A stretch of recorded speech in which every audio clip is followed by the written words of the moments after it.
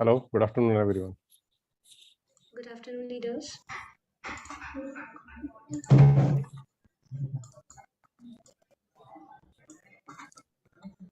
Good afternoon, industry leaders. It's a pleasure to welcome everyone to the 51st Inflection FMCG Innovation Web Conference and Awards 2022, endorsed by Councils of Supply Chain Professionals, Singapore Institute of Materials and Management, and organized by Alden Global Value Advisors. I am Priyanka Jain from Team Alden Global and will be the host for the day. Inflection is a series of web and physical conferences and awards across Delhi, Mumbai, and Bangalore. Today, we are joined by top supply chain, logistics, and technology leaders of India to make this conference an exciting communication platform for sharing best practices, the roadmap to the future, and innovative solutions. Today's conference theme is Excelling FMCG Supply Chain in the New World. Today, 100 plus CXOs and more than 300 plus attendees have registered to gain insights from top leaders. Let's start the conference with the first panel discussion of the day, and the topic is Enhancing Agility and Resilience in the Supply Chain. Here I call the moderator Mr. Ashutosh Taparia from Big Basket, Sanjeev Kumar Yadav from Nestle, Sameer Chaturvedi from Haldiram, Kya Kohli from Hyphen Foods, Mihir Mohanta from Mother Dairy, Taranjeet Singh Amna from AG Next. Hello, everyone. Hello, good afternoon. Hi, good afternoon, everyone. So, Priyanka, can we start? Yeah, I request Mr. Ashutosh to start the discussion. Okay. Thank you, Priyanka. Hello, everyone who are attending with us, and a warm welcome to all the panelists with me. We are here to talk about, how to create this resilient supply chain, and how to create this agile supply chain, so as to say. Agility as a term itself is a very often used term now. Myself, Ashutosh Taparia, I work with Big Basket. I've been working with this company for close to 7 years now, and I've seen it, in its growth phase. And now we are a household name, I would say, and we are one of the prime leaders in the e-grocery market space. And the reason why I feel we have been able to establish ourselves in this light is because of the way we have structured our entire supply chain, right from the first mile where we procure the produce from the farmers to the middle mile where we send it to via our connection of distribution centers to our hubs, from where we try to make sure that the products reach the end customer and our consumers. And it is only by incremental enhancements that we have done over the past 10 years, I would say, that we have been able to finally come up with a solution wherein the end customer can get his products within a span of, say, 15-20 minutes at times. And while the journey itself, takes at least 2 days, right? So very, very warm welcome to all of you. I would like to begin our panel discussion here. And if I may start with you, sir, can we, so I would obviously want first our Sanjeev Kumar, sir, to, begin the discussion with. Sanjeev Kumar, sir, can you share some light on what are your views in how this supply chain is evolving, and what do you think will happen? Just a small introduction from you, and where do you see the supply chain evolving basis the topic of today's discussion? Okay, good afternoon to all the panelists and the participants. Am I audible? Yes, Yeah, sir. you are. Okay. See, thanks, Ashutosh. Briefly, my introduction. I am Sanjeev Kumar Yadav. I am Regional Head of Supply Chain Development and Business Excellence for Nestle India Limited. And our region is SAR region. And I've been working with Nestle since 30 years. And my total industry experience is 33 years. So 2 companies I worked with prior to Nestle, and since last 30 years with Nestle. I've been in different sections, initial 10 years experience with manufacturing, and then last 20 years with supply chain in various roles, in the factory supply chain, then head office supply chain, then head of supply chain also. I was for Nestle Bangladesh for almost 5 years, and now I'm heading a regional role of supply chain development and business excellence. That's about me. And on the topic, it's a very relevant topic which we are touching upon today. and in the scenario which is there, whether it was post-COVID scenario, new normal, all these things are basically evolving the supply chain strategies and the structure as well. So way I see how supply chain is evolving and will be evolving is it should be firstly we should be talking more about how the strategies have to be redefined or to be evolved rather. If I talk about sourcing strategy, we have to in a new world we have to look for a sourcing strategy which is sustainable as well. So we here we are not talking about only the cost negotiation and how we can source the materials better. Rather, we have to look for upstream sustainability, because globally there are targets on net zero roadmap. There is a commitment from the CEOs across the companies. So how we can upstream supply chain make sustainable? That means from the farmers to commodities, how they can be following the practice which can be environmentally sustainable. That is the how strategy should be redefined, and it is being done also in our company. Also, it is being done, and we have a net zero roadmap for the supply chain and for the company, and there the upstream plays a major role. Almost 70% of the overall carbon footprint or greenhouse gases that comes from the upstream supply chain. So there we are redefining our strategies, how we can make it sustainable in terms of our sourcing. And specifically during this new normal, we need to support the MSME suppliers and farmers so as to supply our supplies are uninterrupted even during the difficult times. On the supply planning, after the sourcing, on the supply planning, we have to make our planning agile. There are different tools and available, and the way we have to make our strategies, we have to look for more integrated business planning rather than doing a demand and supply planning in different buckets. We need to see how we can integrate the business planning with the supply chain planning, and we follow one number principle. Otherwise, different there may be separate planning with sales, separate planning with the demand planning team, and separate with the business. And that integrated business planning is a future of our supply chain, our supply planning processes. On the distribution and customer service part, how we can redefine our strategies, and we are redefining as well how we can become a partner of choice. Because with our customers, more and more, all the supply chains are becoming customer centric and consumer centric, rather than our process centric, and how we can look into internal efficiencies. Those are no more there.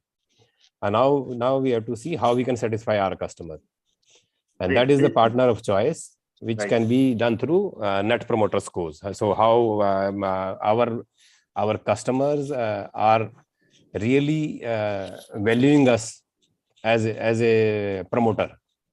That is basically a score which can give us a good strategy how we should redefine customer centricity. And there how we can become more responsive. Even our orders should be logistically optimized, because nowadays not only the customer satisfaction but plus logistics costs are increasing. So how we can optimize our order logistically as well, not for the only the supplies part, but how we can optimize it. That is the strategy which should follow, and how we can make our order fulfillment also flexible. Because with lot many channels which are coming in, and e-commerce is growing across the country, across the world, and how we can make our order fulfillment flexible and suitable to that channel. Direct to customers, direct to consumers, dark store deliveries. These are the things which we can bring into our strategies, and this is the way we are approaching it. And lastly, for the logistics strategy, I am saying that there should be a centralized logistics planning, which is through a transport control tower, and that should be basically dealing with all the RFQs, carrier portal, GPS tracking, centralized planning, all these things should be driven through a centralized transportation hub. This is how I see the supply chain will be evolving and is evolving already. Great. Any other views from other panelists? Thank you, Sanjeev sir. I would like to now move to Sameer Chaturvedi sir for a brief introduction and his initial views on the topic. Thanks, Ashutosh. Actually, I'm basically I've been working in supply chain from last more than 20 years with total experience of 30 years. I worked with various FMCG to name Dabur, Imami, Amway, Patanjali, as well as Haldiram. So I know the pros and cons of different companies. In all the companies, the challenges are different. As we keep on growing. Normally, what happens is there are a lot of things which have been we have been seeing for a long time. The point is, in some cases, the logistics delivery part is very, very important. So we always want to make it faster delivery if we are dealing with home delivery or other thing. While in other set of companies, the cost part is the most important because profitability is low.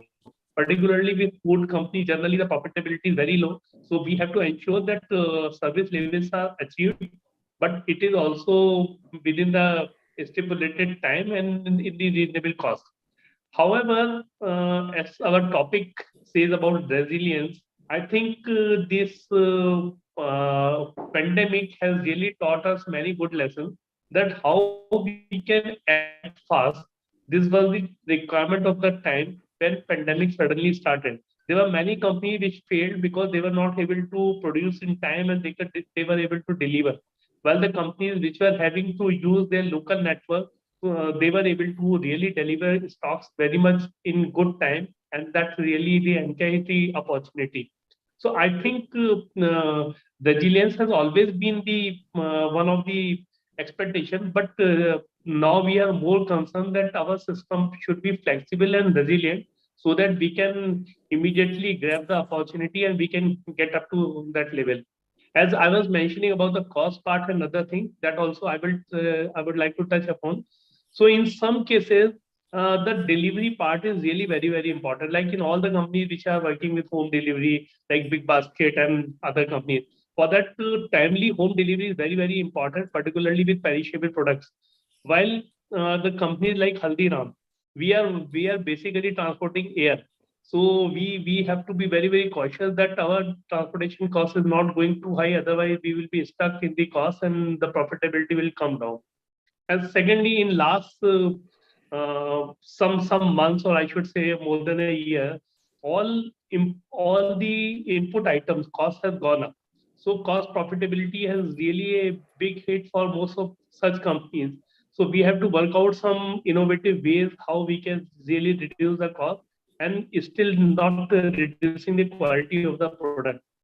So I think these are the points which we can I can also take up during the discussion. Right.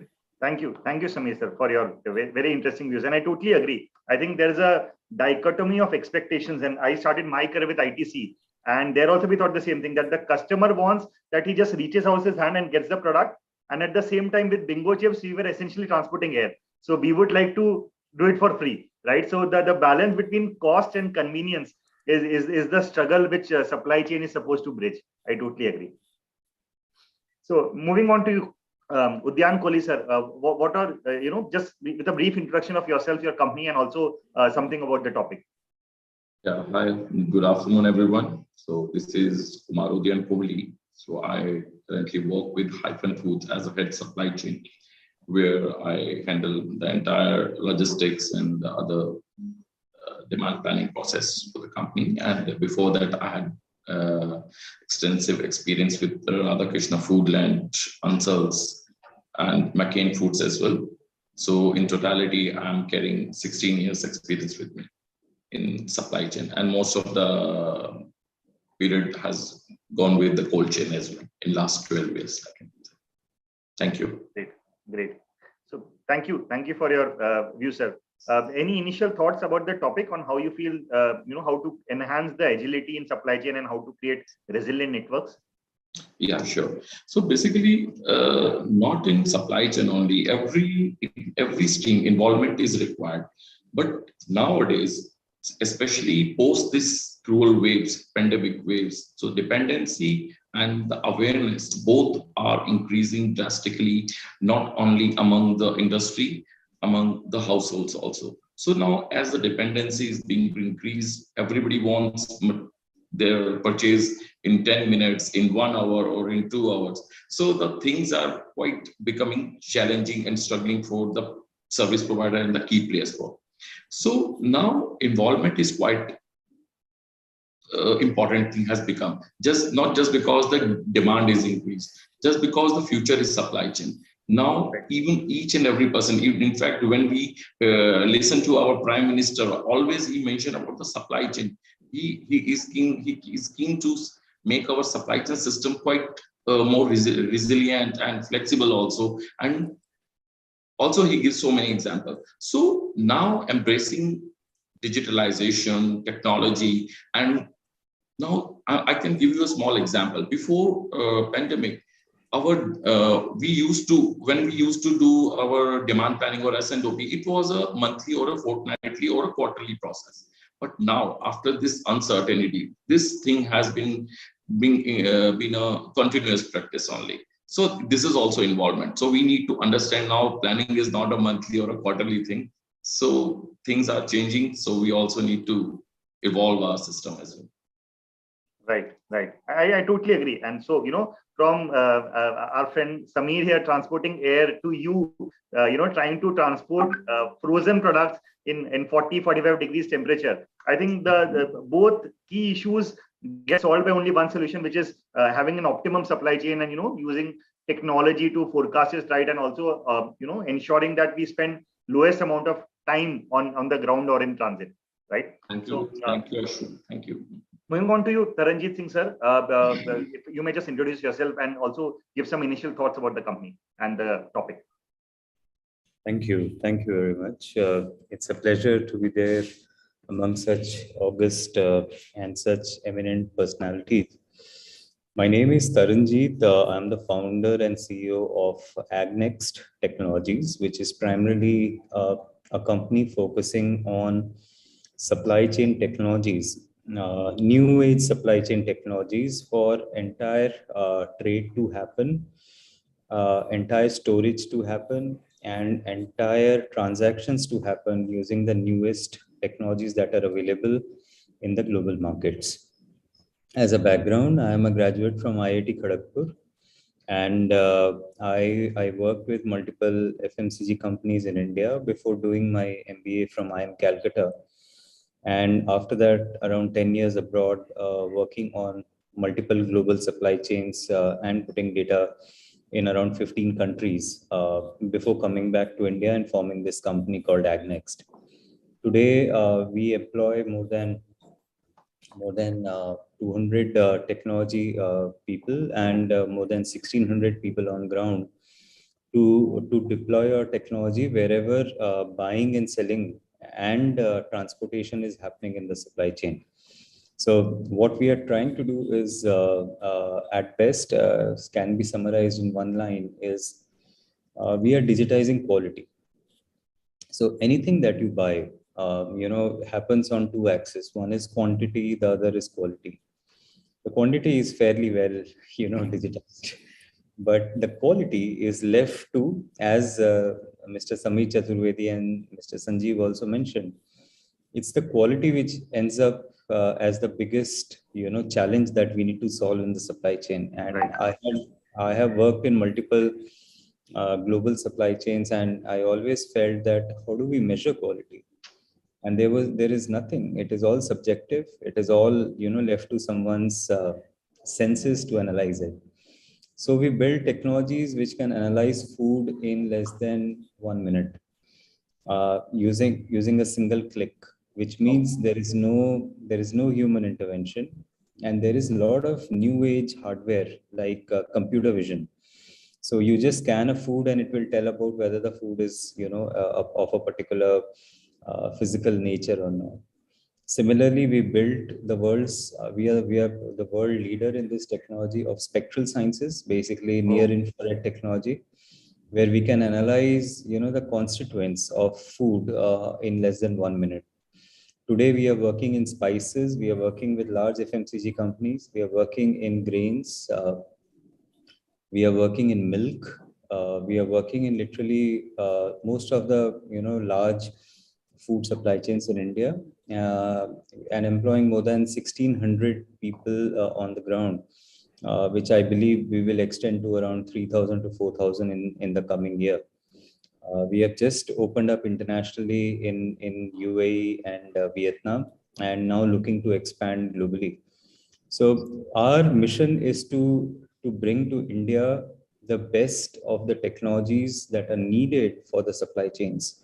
Great. It is very difficult. I mean, I know I have been working where ये technology के लिए किसी company को बुलाओ, IoT sensor के लिए किसी को बुलाओ, for somebody who can you do blockchain, उसके लिए अलग से बुलाओ. So I mean, we are talking to 15 vendors to get a simple work done. Correct. And that's where AgNext comes as a powerhouse of technology, which gives it as a simple as a service right from day one.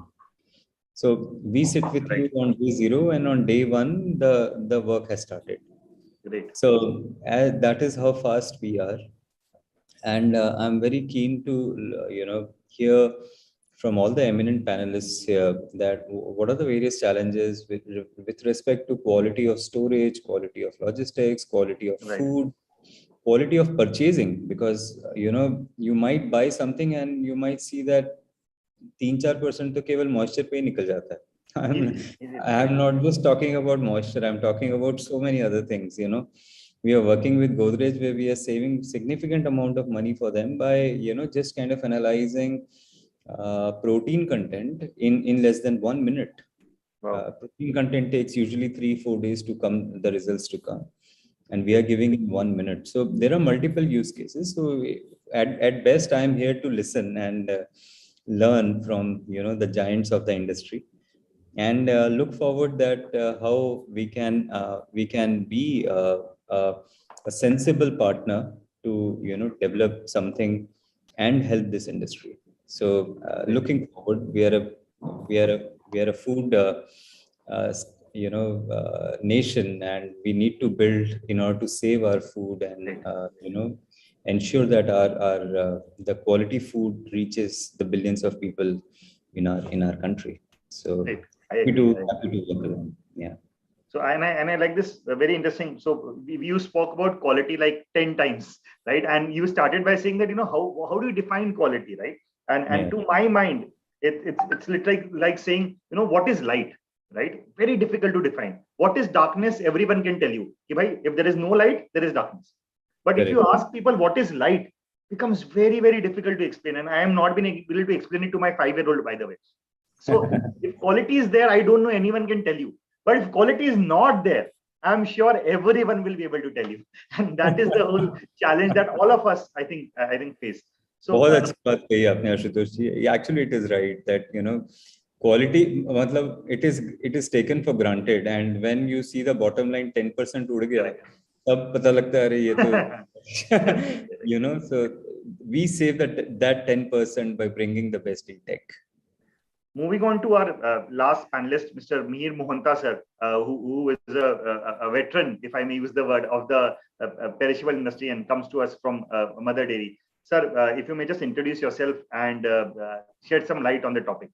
Thank you. Yes, thank you. Thanks a lot. Welcome to all esteemed panel. See, I have been in agri-food supply chain for 30 years now. And as a career, I started with Dhara, sourcing of seed, oil seeds through cooperatives, and then also trying to do exports as well as processing. And then I moved on to PepsiCo, where we used to manufacture products like Kurkure, Lay's, Leher, where sourcing was very critical, and it was it has to be of the international standards. And what we are trying to do through FSSI, is fixing up the raw material and other standards today, what that we would have done some 20 years ago. So that was the point of time when actually we are trying to define specifications for things like rice grit, maize grits, and those kind of products at that point of time even were not known in India. Right. And we had a quite exposure in terms of sourcing raw materials from not only from India but Europe and Australia, like oats from Australia and all. And then the capital goods also for manufacturing of these products. So that was said, then you'll have to basically look at the, if you are say edible oil market, also look at the global markets, global exchanges, how these are related to Indian scenario, and then how you actually try to project how the market is likely to behave, and basically you take such calls. So that's been a very interesting phase where you try to make an intentional product out of local ingredients. Right. So that's a good part of the experience that we had. And more interestingly, something that industry did not exist at that point of time was the seasoning manufacturing or the flavors that is applied in the snacks foods. Something like, we always used to have a curd of dahi.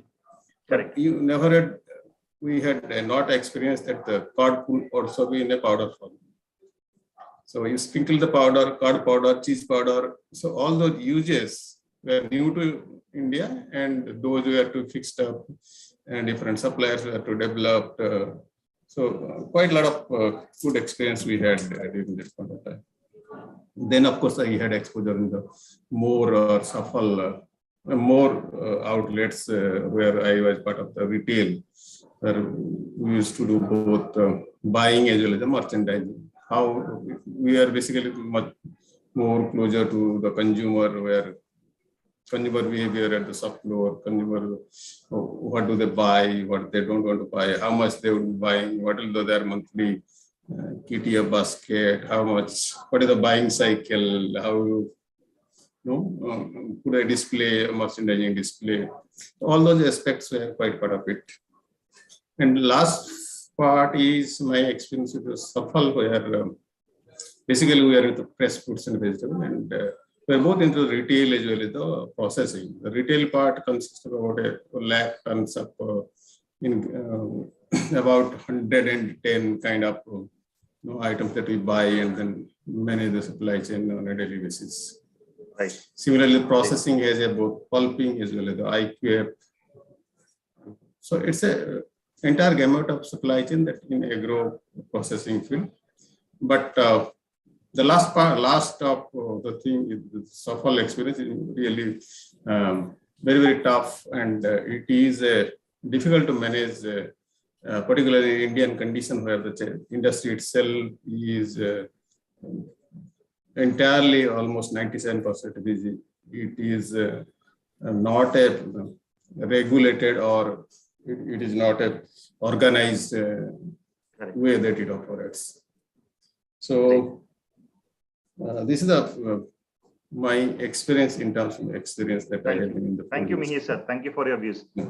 So with after hearing your initial views, I think there is going to be a lot of things which we would like to talk about, and I would love to hear about from you. But I think we have only half an hour left. So I had some questions or some queries myself, and I would like to put them forward to you. And I would love if you can try to answer them in shortish amount of time, so 2 to 4 minutes, so that we may cover as much ground as we can before we move on to the questions.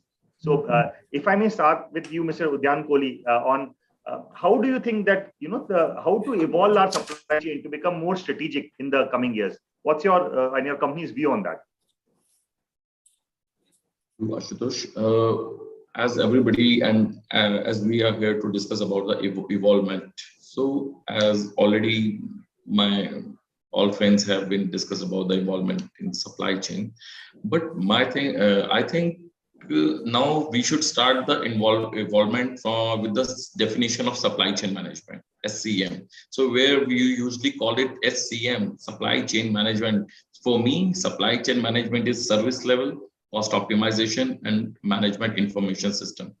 So I come from the background of cold chain industry. As I mentioned that I'm working with Hyphen Foods, where we are basically every day facing the challenges towards the awareness. So there is a lack of somewhere awareness at the end of farmer, at the end of service provider, at the end of distributor. So normally supply chain strategy is a formal approach to managing the network between an organization and a service provider. So we understand definitely evolvement is based on the embracing the technology and the digitization.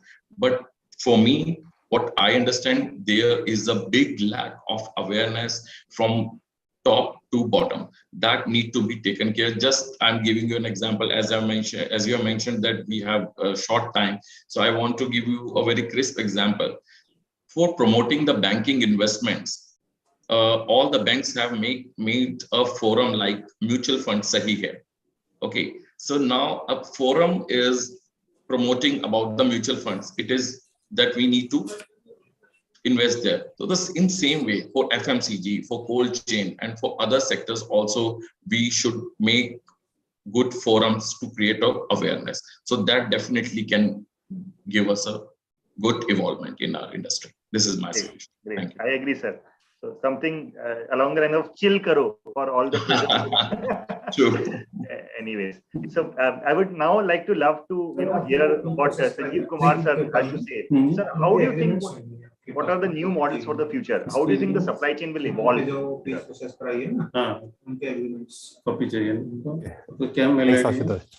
See, in the beginning, what I explained, how supply chain strategies are evolving, and the future model, which I think supply chain will be, it will be more customer and consumer centric model, because its supply chain cannot be very intrinsic in terms of looking at how our processes are working, how whether we are cost effective.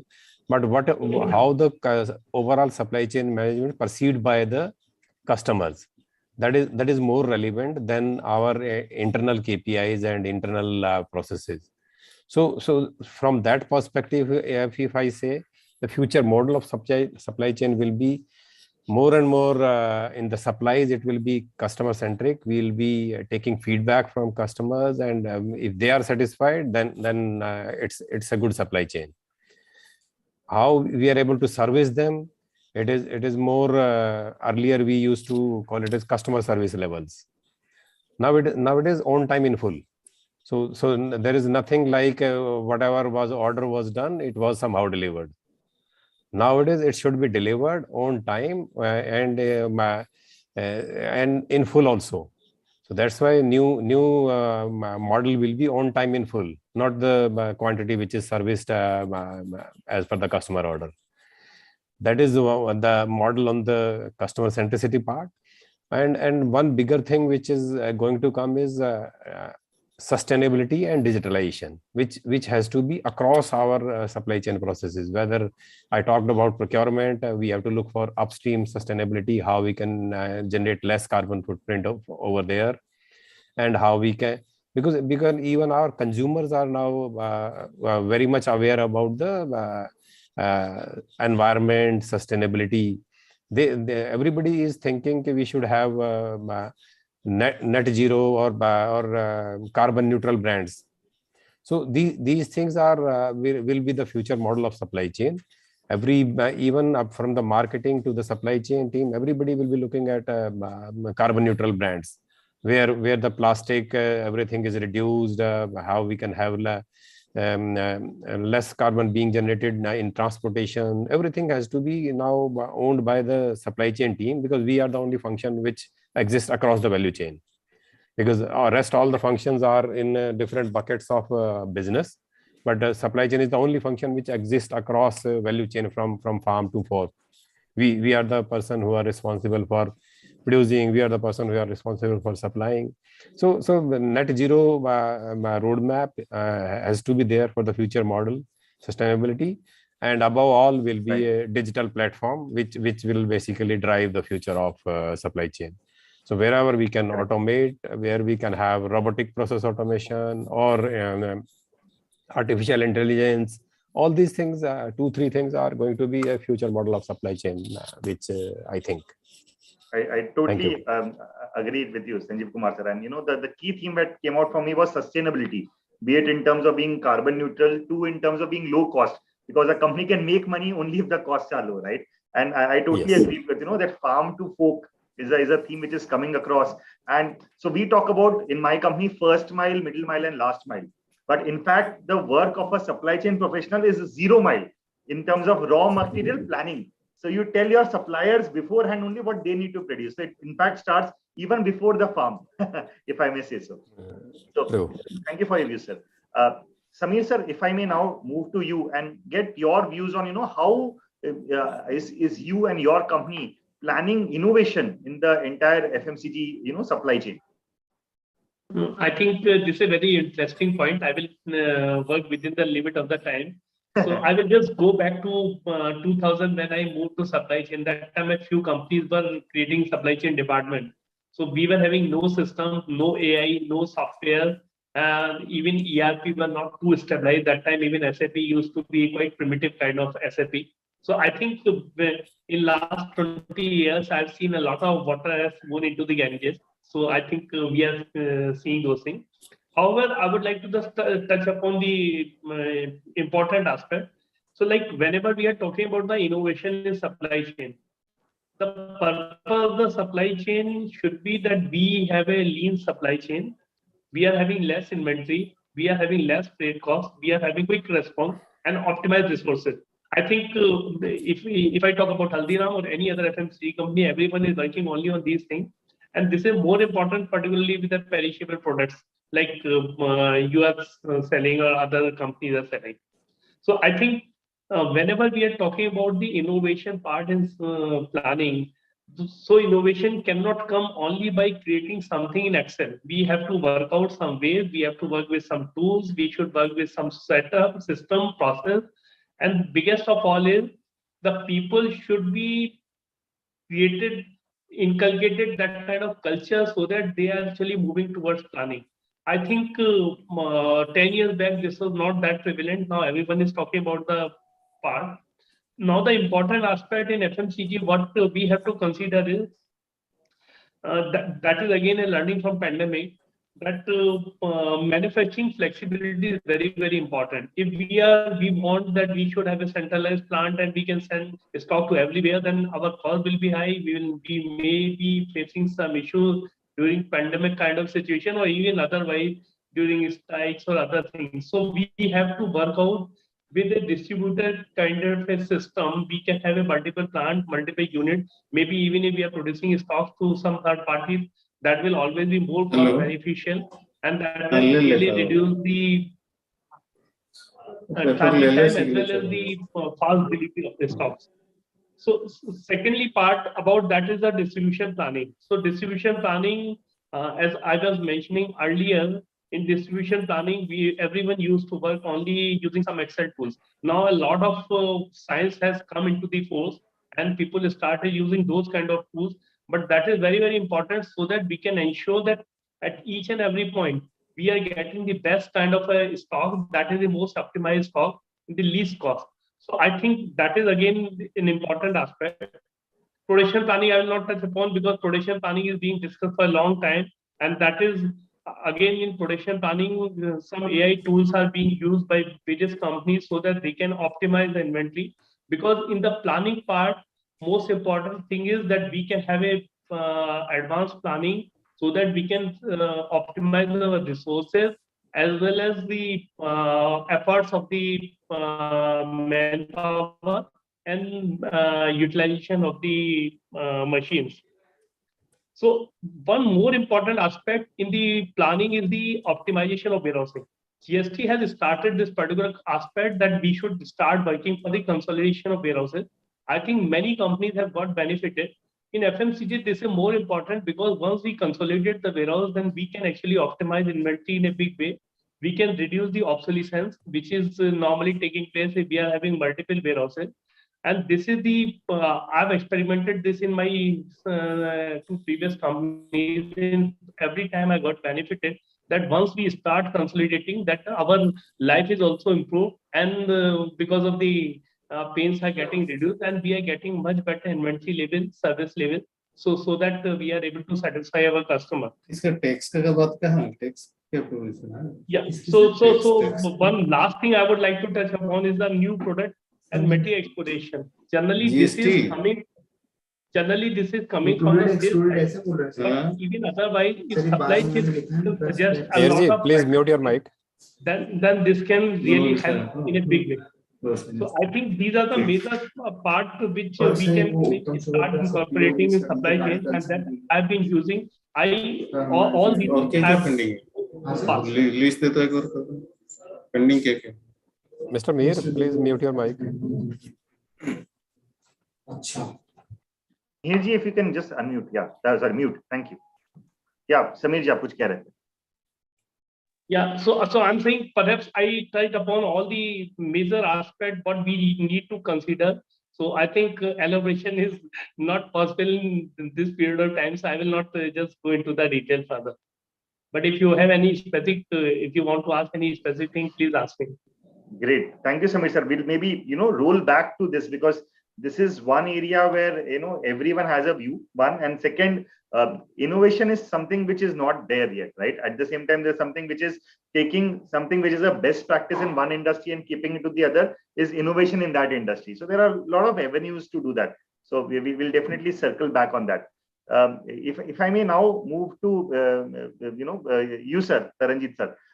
Can you spend some time and give us your views on how do you think this supply chain digital transformation can be sped up? I think a lot of the one common theme which we would have realized while hearing all of the panelists speak is technology and going digital, right? So the intention clearly seems to be there.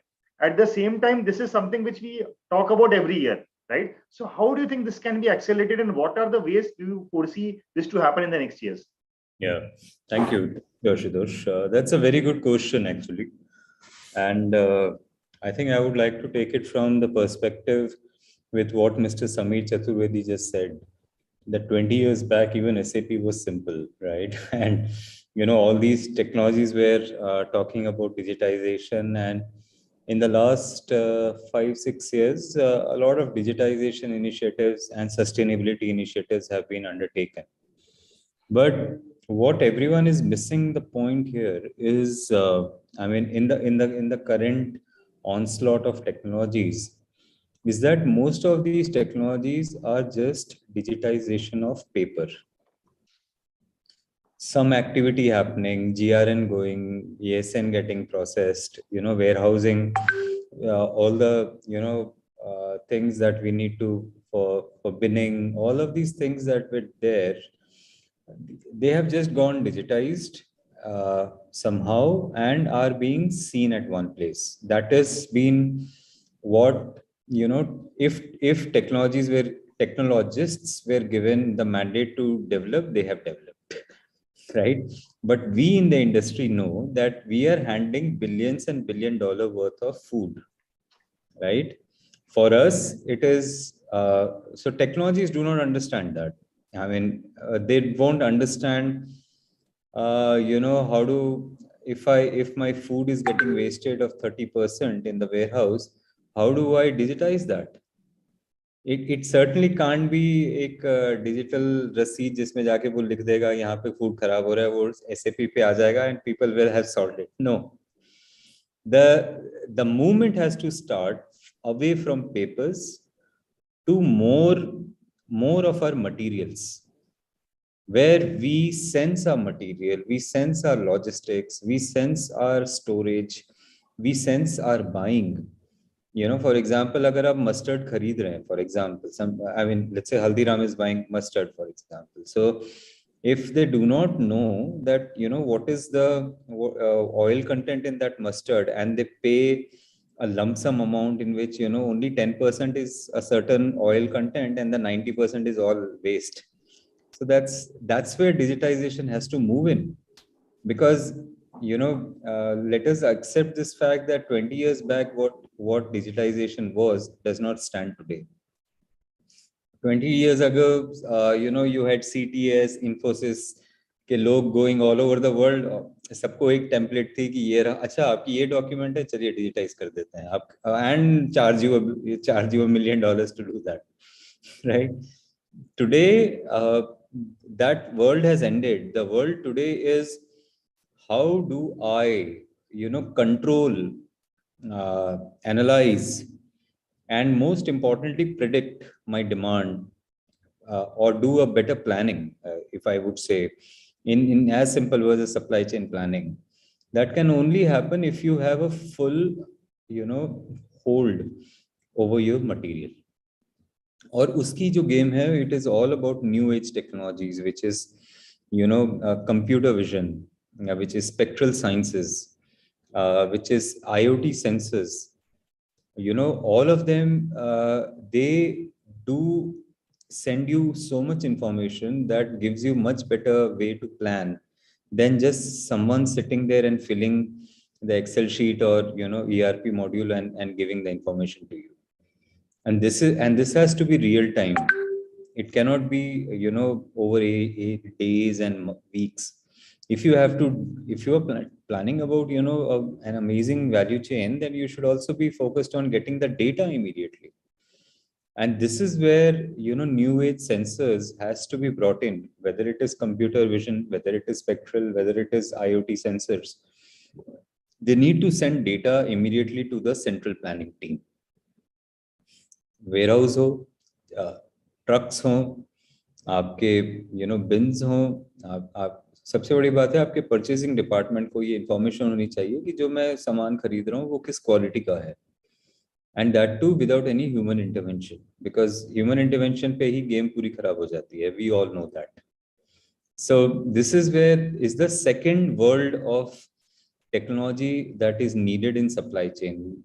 वो दिन बीत गए 20 साल पुराने कि इन्फोसिस और ये लोग आके डिजिटाइज करके चले जाएंगे. जो आप बही खाते पे करते थे वो बस स्क्रीन पे हो रहा है, इससे ज्यादा और कुछ नहीं हो रहा है. You need to move to a new world, and this is where these sensors and these technologies are there. And what I foresee कि इसके भी दिन आने वाले हैं 4 से 5 साल. उसके बाद आ जाएंगे, मतलब that are my ledger being totally balanced? Are we talking about a blockchain which is ensuring that I have every data that is there and my purchasing is happening on a blockchain? Abhi to blockchain is too fad a word, yeah. But gimmicky, if I may say so. No, geeky bhi hai, dusri badi baat hai gimmicky. Everyone wants to talk about it, but practical uses are still far from reality. नहीं, उसका reason Ashutosh एक simple है कि आप blockchain में trust कैसे डालोगे अगर आप क्वालिटी इवैल्यूएट नहीं कर सकते. Correct. That is the first thing. I mean I have worked in multiple global supply chains, and this is the first thing I say, because how will you ensure blockchain? You keep talking about blockchain. Tell me, how will you digitize quality? Let's first solve that question. Has anyone done that? No. And that is what Agnex has been doing for the last 6 years. So we know that we are the original hire or here, whichever you call it, of putting a blockchain, because we have digitized quality. So that's where we say that these new technologies will come over a period of time. But abhi jo hai ki you need to have supply chain planning with much more data sets than just Excel files or bahi khata digitization. वो निकल चुका है. I totally agree. और उसमें इतने errors और उसमें इतनी जालसाजी, उसमें इतने मतलब interest आ जाते हैं कि the central planning team is never able to gather the ground realities. Correct. I totally understand. So मैं एकदम simple language में बता रहा हूँ कि this is what we need to solve. अब इसकी लैंग्वेज मतलब the science and the technology behind it is huge, but it is doable, because that's what Agnext has been working, and we have saved crores and crores for multiple of our clients. So I think I'm extremely looking forward to see how we can work with such dignitaries on better their supply chain planning. Right. So we have only one tool, which is quality, but we have multiple technologies. Yeah. Right. Great. So if I may get your views, Sanjeev sir, because from a more agri background to something which is, Nestle has such a wide range of products, be it from something which is more perishable to a chocolate, to a packet FMCG Maggie, to maybe even baby food, which is everyone is very particular about, right? So what is your views on this, how to maintain quality and how to digitize the entire supply chain? You're mute, sir.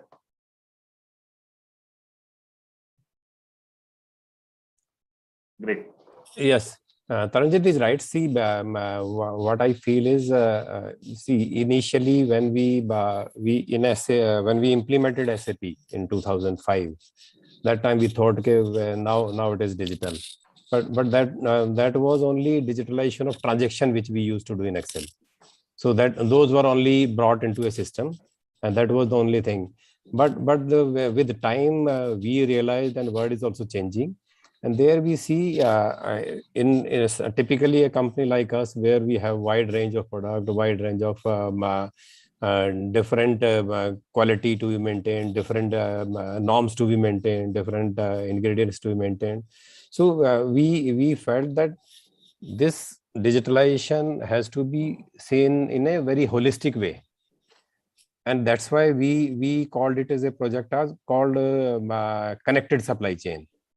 So we do not bring digitalization in planning, digital logistics or digital procurement. So we brought it under one umbrella, which was connected supply chain.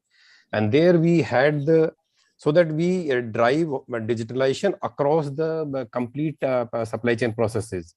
In different pockets, it was not working well. Still, we were downloading a lot of things from SAP and then analyzing it. So that is not good enough for the future supply chain. So that means we have to do it in a holistic way. Connected supply chain, below that connected planning, connected logistics, connected customers, and connected procurement as well.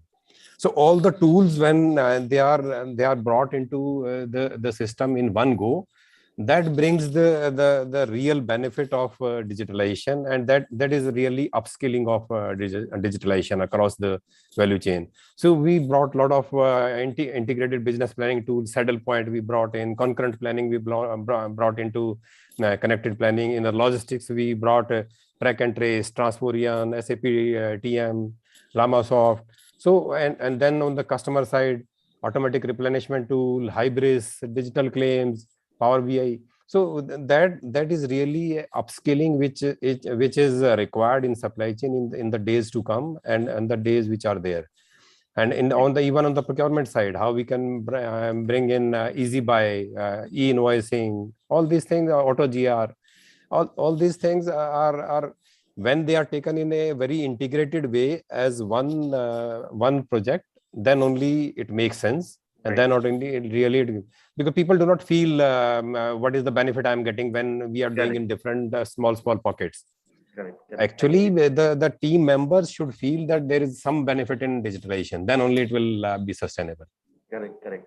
So that's what I feel. What Taranjit Singh said about first ascertaining that the authenticity of data is there, and then from what you have said to having a different communication platform, but then integrating them into one platform so that everyone across the supply chain has access. I totally agree that digitization has to eventually be end to end for it to make any sense. We are almost short of time. I would just ask if Udyan Kohli sir wants to add something to this, how their company is trying to go for a more digitized supply value chain. No doubt, digitalization is in thing, is a trending nowadays. Every day, every supply chain professional used to receive 2 or 3 calls or 1 or 2 mails from a service provider who are offering you a good digitalization tools for your system, for managing your inventory, for your warehousing operation, for your transportation. Definitely it is good. But I'm sorry, I'm going in that way. Just as I mentioned in my past question, that awareness is the thing. So the same way I want to tell you, yes, definitely we should adopt RFID, robotics, shuttling, blockchains, IoT. There are lots of things, and much more things are yet to come into the system. But definitely we should also consider our surroundings, from where we have come. We have come where more than 22% of the goods is being perished. As Mr. Taranjit sir has mentioned about, on a very practical ground, he has mentioned the things that quality is the major thing that need to be digitized. Actually today we are adopting the digitization. The things can be seen on your mobile phone or on your tablet.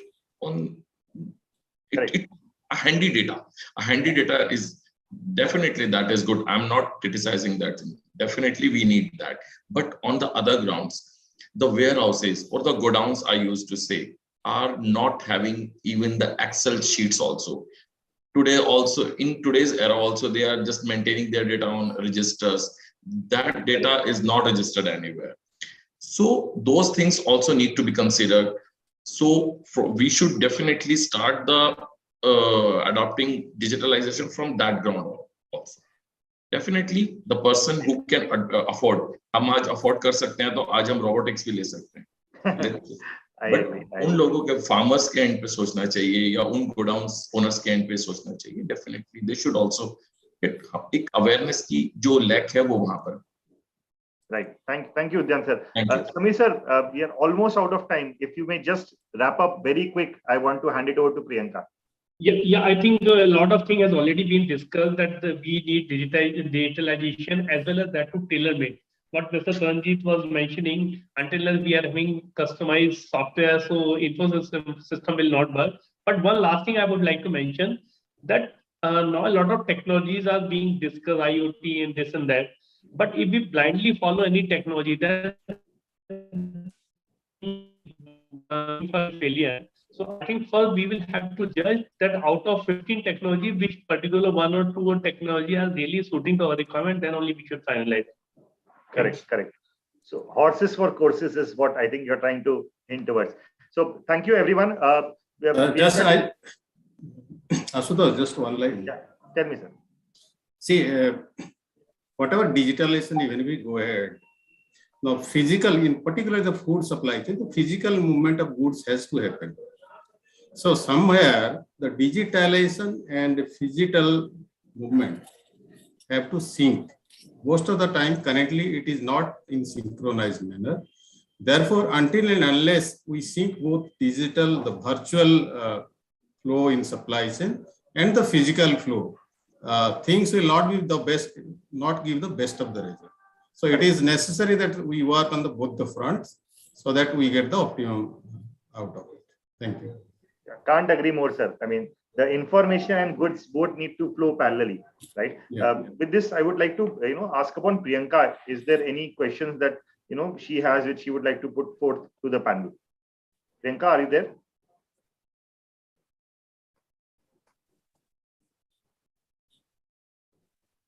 Yeah, Ashutosh, 1 minute.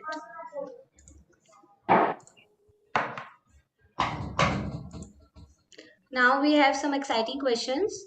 The first question is from Kanan Kapoor. He's asking, what technologies enable a resilient supply chain? Anyone particular, or I think Taranjit sir? So it's an open question. Anyone can answer. I think Taranjit sir, since you are a solution provider and we are all the users, anything that you would like to add, sir?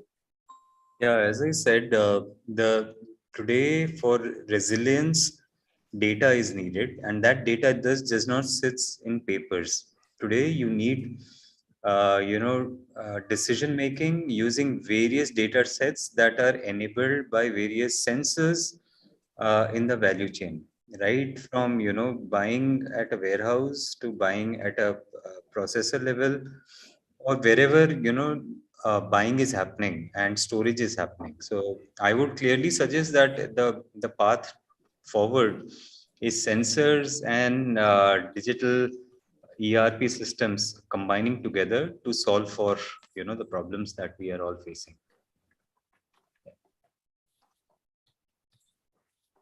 Got it, sir. Sanjeev sir or Samir sir, do you have, or Mihir sir, you have any view on this, or should we move to the next question? Move on to the next. Okay, great. Please move on to the next one. Priyanka? So yeah, the next question is from Raj Singh. He's asking, how can an intelligent supply chain amplify resilience and agility?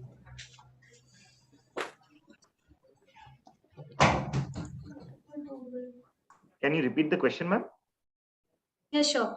From The Raj. question is, how can an intelligent supply chain amplify resilience and agility? Great. Sanjeev sir, would you like to take that? See, whatever we discussed today, that was the that's where our supply chain is becoming more and more intelligent, and that will only make us so intelligence can be in the ways of how our customer centricity is, how our processes are efficient, cost effective. These are the ways how our supply chain can be intelligent. And if we talk about overall cost and efficiencies were the anyway key for supply chain, but now when the service level also has joined in, it is a good balance which we have to make between efficient and agility. Only efficiency will not work, because that is only cost efficient. So we can be cost efficient, but if we are not liked by the customers, we are not able to service them on time. So making a balance between efficient and the agile, that is what is intelligent supply chain. Right. I understood. So I would just like to add one of my favorite quotes here this is by Stephen Hawking, and he said that intelligence is actually the ability to change, and resilience is something which does not make you change basis external factors. So I think the balance between the two, on how do you ensure that you change and adapt to the situation while not allowing the external factors to change you against your will. And and if I may just bring an example of what all of us faced last year during the start of the pandemic, the first, for the first quarter of the first lockdown, if I may say, you guys will remember very clearly. Initially, there was this lockdown and everyone was stopped. Then suddenly, it was said that essential commodities are allowed, right? So most of us handle food products, which were under the gamut of essential commodities. And while it was allowed for us to, supply, the supply chain got fractured so badly that we all face issues, right? So for example, I remember very clearly, I had goods lying in my warehouse. I had people ready in my last mile, but the middle mile of how do I ensure I get from here to there without getting stopped at the entry point of a city was a challenge, right? Similarly, we were depleting stocks from our regional warehouses, and the manufacturing was not started before we got the permission, and so on and so forth, right? So the balance is to adapt to this situation at the same time, to know that such small disruptions don't actually make everything come to a standstill, right, sir? Yes, you're right, because in COVID, we thought that time everything is stuck, but how we redefined our processes and strategies quickly. Correct. And still we ensured the supplies to the market. That's what is resilience, and you rightly mentioned. Correct. I totally agree. And, it was, I think it was a very interesting time for me personally to be in this entire chain. Samir sir, if I may ask you one question before, and I'm sorry, Priyanka, I'm taking away some time from you. With Haldiram being in the snack business, I remember very clearly my biggest problem sitting in the house was munching, right? Ramayana was going on, but I need to eat something while I watch Ramayana. And snacks were so much in demand. And being in Big Basket, the biggest problem we were facing was getting the products from the manufacturers. How did you actually manage to manufacture, get the workers back, and manage the whole COVID-related disruption in the first lockdown, if I may ask? Actually, we are basically in FMCG. Generally, two type of models are working. One is the warehousing model, where they send directly stock to distribution. In that case, in most of the cases, companies face this issue that warehouse is closed because that area is not open. So they were not able to really distribute the stock. While we work with super stockist concept, so we particularly ensured, and fortunately, in spite of being a munching product, but still we were given the advantage of selling stock even during the first lockdown. So we were able to send fast delivery to all the super stockists. And super stockists, because they were basically local businessmen who were having good content, so they ensure that everywhere stocks are being distributed. One last thing is, actually during that time all roadside shops were closed, so we are basically selling majorly small packs. But during that phase, our bigger pack, which is 200, 400 gram, 1 kg pack, suddenly sale gone up, and we sold a good amount of stock through all the grocery shops. Right. I understand.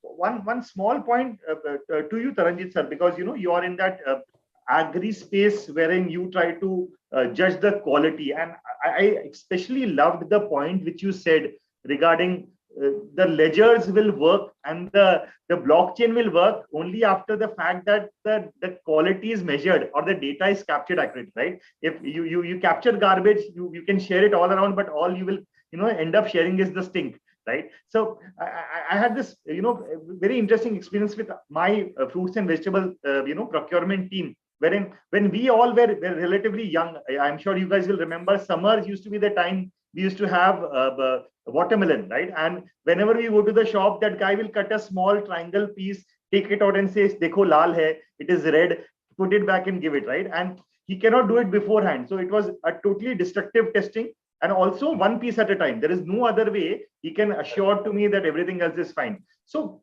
how do you think this, with so much technology is coming in, how do we ensure that the disruptive testing goes down one, and how do you get standardization of quality checks? What do you feel is the way forward for this? Yeah, so the future of quality checking is non-destructive testing. Correct. As you rightly said, and that's what we excel at. So we use something called spectral sciences, which was because of which you would say India got its first Nobel Physics prize. This was 100 years back. So the technology is 100 years back, but the application is newest. So we have used Sir C.V. Raman's technology of, analyzing the light reflection to see the constituents of food. So whether the meat is fresh or not, whether how much oil content is there, how much fat content is there in the milk or in the paneer, how much is the protein content, whether this apple is at a ripening stage or no, whether, how many days of shelf life is left in this banana. So we, all of this require new age technologies of computer vision and spectral sciences and IoT. And it is at these intersection of these three technologies that we build our analysis, which takes not more than a minute and which is entirely, non-destructive. So that's where we started working 5 years back, and today we are a world leader in this space. So as you rightly said, everything is about non-destructive rapid testing. Right. As most of us realized also during the Corona days that rapid testing is the most important thing. Such is in food also. So, and that's what we build as Agnex. So happy to work with any. We are working with lot of FMCG companies in India and globally. So we are very happy to work with anyone here who would like to try our technology and better the procurement. So yeah. Right. Great. So Udyan sir, are you available?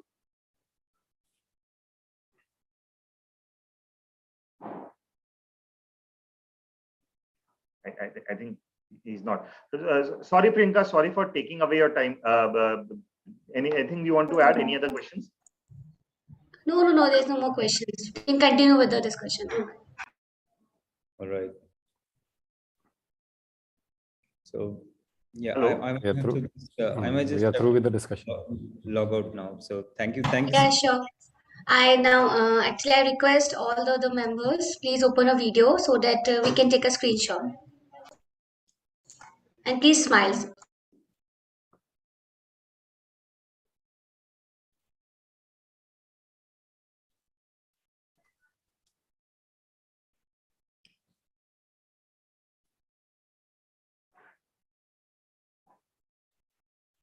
I'm sorry, there was some urgent call was there. Thank you. Thank you so much. Thank you. Thank you, everyone. It was a great fun for me interacting with all of you. And I once again thank you for sharing your knowledge Thank with me. you. Thank you. Thank you, Thank you, Ashutosh. leaders. Thanks. Thank you thank so you. much, Thank you. leaders, for Thanks the for all the- rich discussion. I'm sure that the attendees would have gained insights to make their roadmap for the future. Thank Thank you, everyone. Thank you. Bye. Thank you, everyone. Moving further, we have another panel for the day, and the topic is reinventing the supply chain. Today, 100 plus CXOs and 300 plus attendees are watching this live on our website. Here I call the moderator Ajit John from General Mills, Dr. Sameer PA from Dabur, Ronit Verma from Red Bull, Anil Kumar Mishra from Pledges Global, Rahul Ligade from Hindustan Coca-Cola, and Amit Kumar Babeja from Kilon.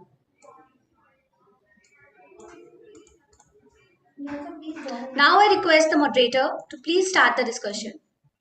And meanwhile, other leaders are joining. Others can give their introduction by themselves.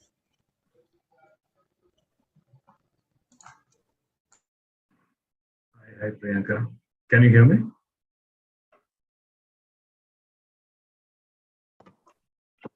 Yeah, Ajit, you are audible. Fantastic. So I think others are just joining in. So we'll just kick off slowly. I think it's a very interesting discussion we're about to have for all those who are listening, because the subject is so vast, right? And when I thought about it, I said, hey, this can actually occupy days and hours technically, but that is the scope of this discussion. The question of it is change, right? And I just look back, when I look at one of the very famous quotes by JFK, it says, change is the law of life. And there are those who look only at the past or present are certain to miss the future, right? And when the question we delve on is, how do you reimagine a supply chain? The first question that happens is that, do you need it, right? So what is triggering that? And a whole host of questions are what we hope to delve. And the good part of life is I don't have to delve on it alone.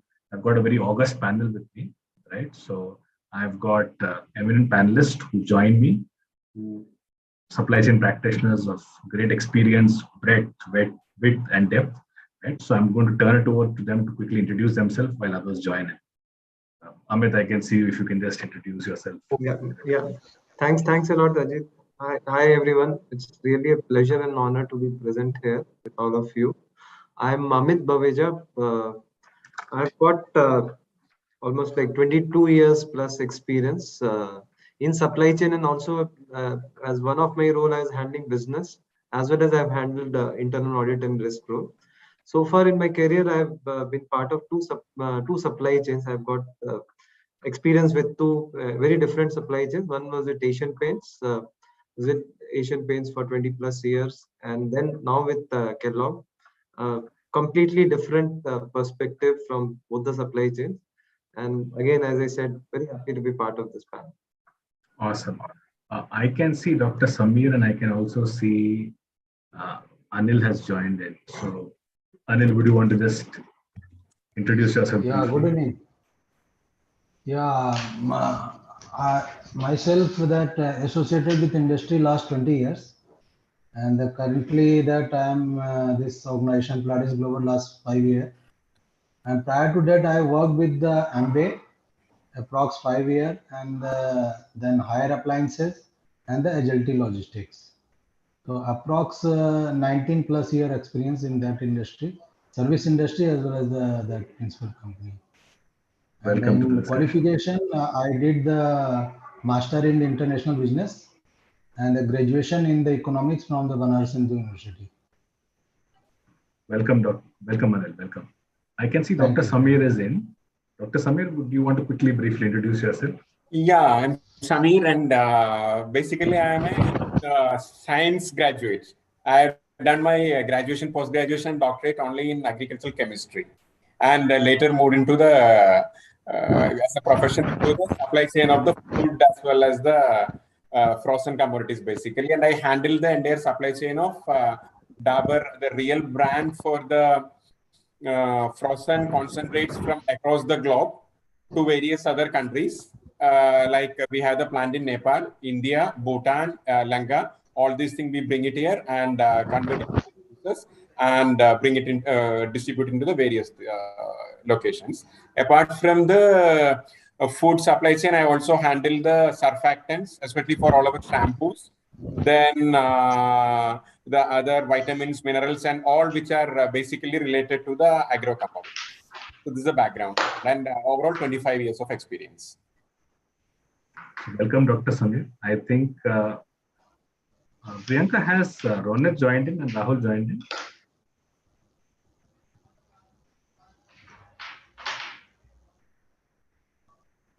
Yeah, they're joining. They're joining. You can continue.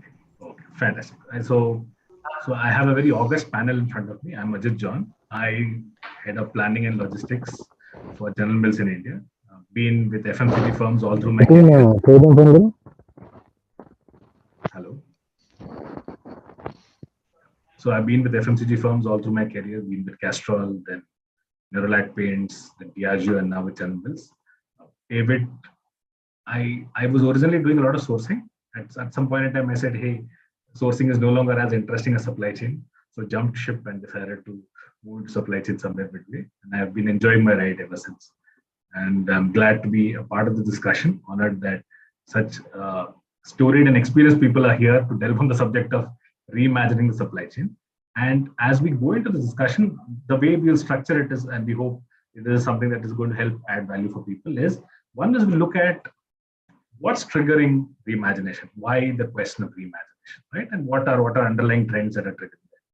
Then even within reimagination, what is particularly driving or keeping us awake, right? What areas of supply chain are particularly undergoing scrutiny, question, rethinking, right? And then what are organizations today setting their competitive edge for? How are they designing it for? Cost, service, what are the other things that they're designing it for, right? And lastly, I think the animal in the room or the elephant in the room is digital, right? And how are organizations using digital to their strength to up the game in supply chain? Because I think earlier, when we passed out, at least when I passed out of college, a lot of software systems were all standalone. An enterprise had to buy a full pack and deploy it. And today, suddenly with cloud technology, it's exploded. And today, SaaS is the new word, right? So with this in mind, I'm just going to kickstart the discussion, and I'm going to invite Amit. Amit, do you want to kind of delve into what's driving change from a consumer lens in terms of what choices that people are today suddenly talking about sustainability, green? I mean, what? And you've seen so many interesting things, right? Har ghar ki raunak badani ho, right? So people have a choice about colors, and also today, what do they eat, right? The healthy snack in the morning. You want to kind of ground us on that. So thanks, Ajit. So normally we are, as supply chain folks, we are used to seeing price getting risen. So especially in the current context, but I firmly believe one thing which always rises is customers' expectations, and True. Today is no different that way. But one thing which has changed drastically, I would say, is there is a democratization which has happened, where from a consumer point of view, there are options at their fingertips, and those options are available to everybody and anybody. So today I can access anything, and on the net, on the Amazon, on any of those websites, I know what are the choices available, and they may possibly earlier were there, but people may not be knowing it. Now it's about being there as well as the consumer being aware of it. This has changed the game. So of course, so expectations on delivery, cost, everything just multiplies with this one single trend itself. Apart from that, I think you touched upon the other thing which definitely has, I would say, the awareness has risen is on the health and hygiene part.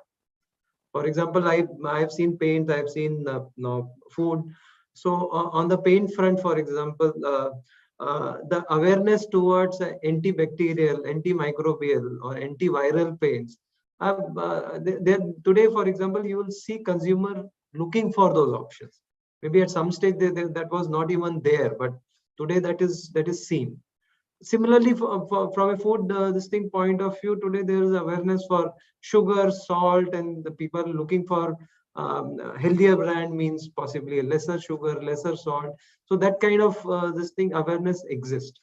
Same thing is about for sustainable products, whether it's a product is having from a paint context, whether it's having a CMR content, which we call it a carcinogenic, mutagenic, or reproductive toxins. Today, consumer will consider a green product or a more sustainable product which is not having those attributes, or whether the product is packed in a recyclable plastics. But that said, while these expectations have risen, what is still a very critical point to note is the willingness to pay for that incremental cost may not always be there.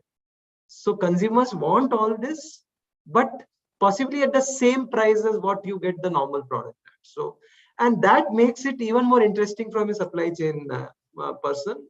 Also, alongside the R&D person as well, because you have to get to a technology breakthrough to ensure that you offer the product almost at the same price as what you're offering otherwise.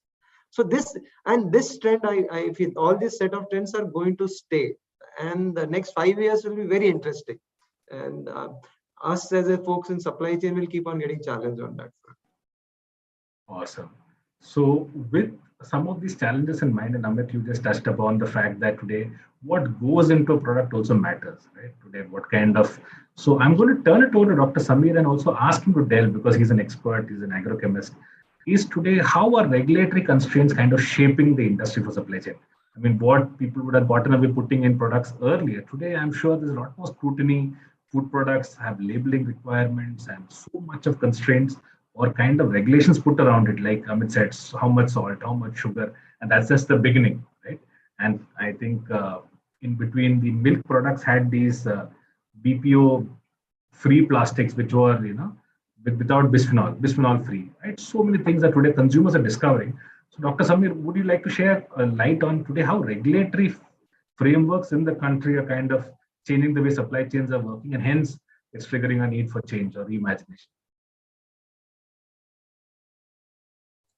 The very recent example which I recall is from the coming June 1st onwards, the country's pollution control board have already directed that single-use plastics cannot be used in the food segment, especially for any of those kind of either packing and all.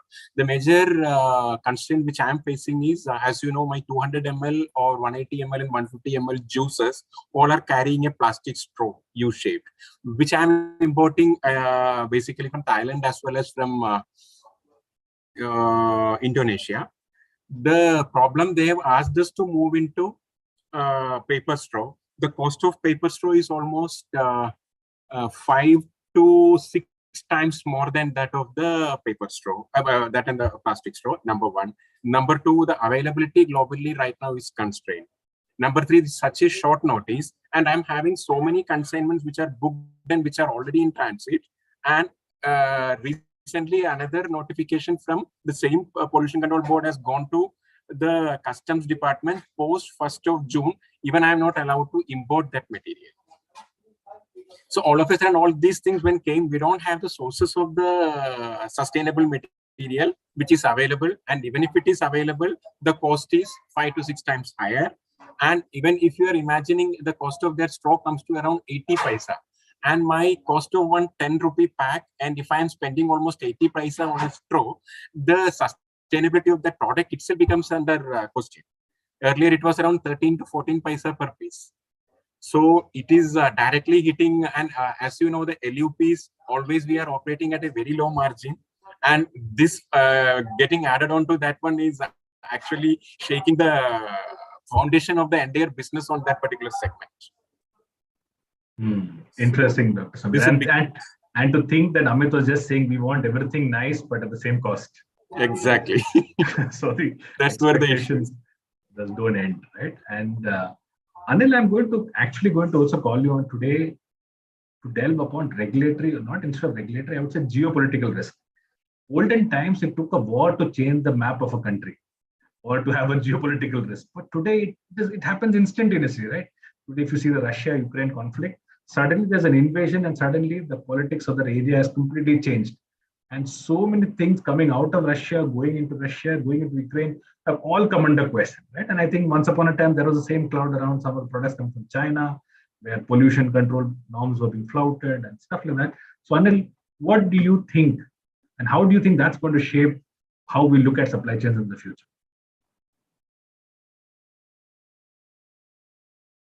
Anil, you're on mute, sorry. Yeah, thanks, John. In fact, that geopolitical is playing very critical role right now in supply chain. If we can talk about recently in our company also, we are having the main commodities, the wheat, sugar, and your palm oil. These are the main commodities which we are using, which are occupying 60 to 70%. And recently, when war started, that impacting entire things, all are the major commodities on the very high cost, and that are very regularly fluctuating the rate. And when we are talk about the wheat is playing that role when the Russia and this Ukraine is having the 29% of their exports globally for the wheat. But right now, due to the war, now India is coming in the picture to going for the export. Earlier it was the 1%. Now it is going for the further more. That time that is impacting. In fact, first thing is inflation as well as the cost for the other local market, and the other countries is also going to buy the from India because of that fulfilling their demand. So that is again that due to that war and other the things happen globally that make that things are not stable within a, we can say it is not a local, not a regional, not a, that global level. It can be happened at any level where we have to ensure that our commodities and get the right price and get the supply accordingly. It True. is same thing in sugar also, that due to the Brazil is the highest producing out of sugar. Now they are the their government has said that we should go for the ethanol production. In India, that is government is also for the making the energy level that we have to give the 20% to the 25, 26. We have to go for the conversion Ethanol that for the blending, correct. ethanol. Yeah, ethanol branding. So that is also going to impact on the sugar as well as your energy, that other part. And globally that most of the things are interlinked with your crude oil. Now the crude oil is earlier it gone to the higher level, then reduced and again going upper side. That is impacting what all are the commodities which is related, like your packaging, your laminate, other related products, your corrugated box, other all are going to the impacted on that.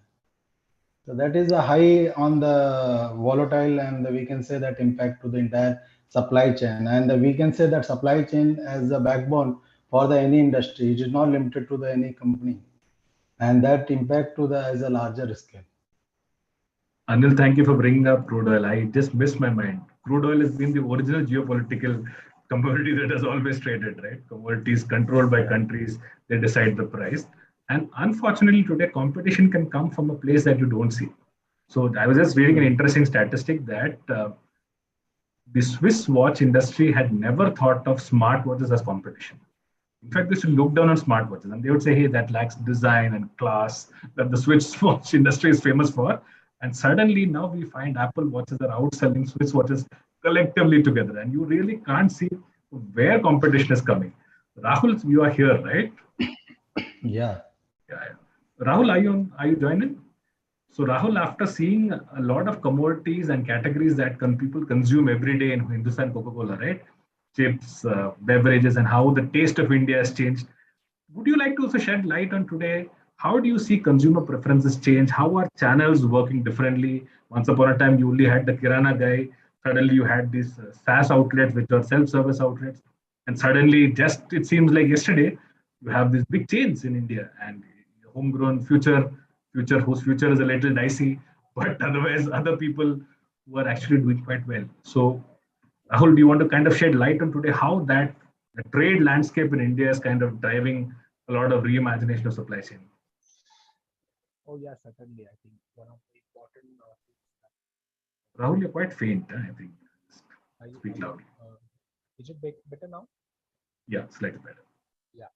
So basically, yeah, we could see the change even before Corona came in. I mean, it's not just Corona. We have seen that in India, the landscape of the people's preferences where they would like to buy even a Coke bottle has changed over time. And right from beginning, we have been very versatile classification of outlets. I'm sure many of you would not have even thought about like having something called as an on-the-go outlet. So what is an on-the-go outlet? On-the-go outlet is defines the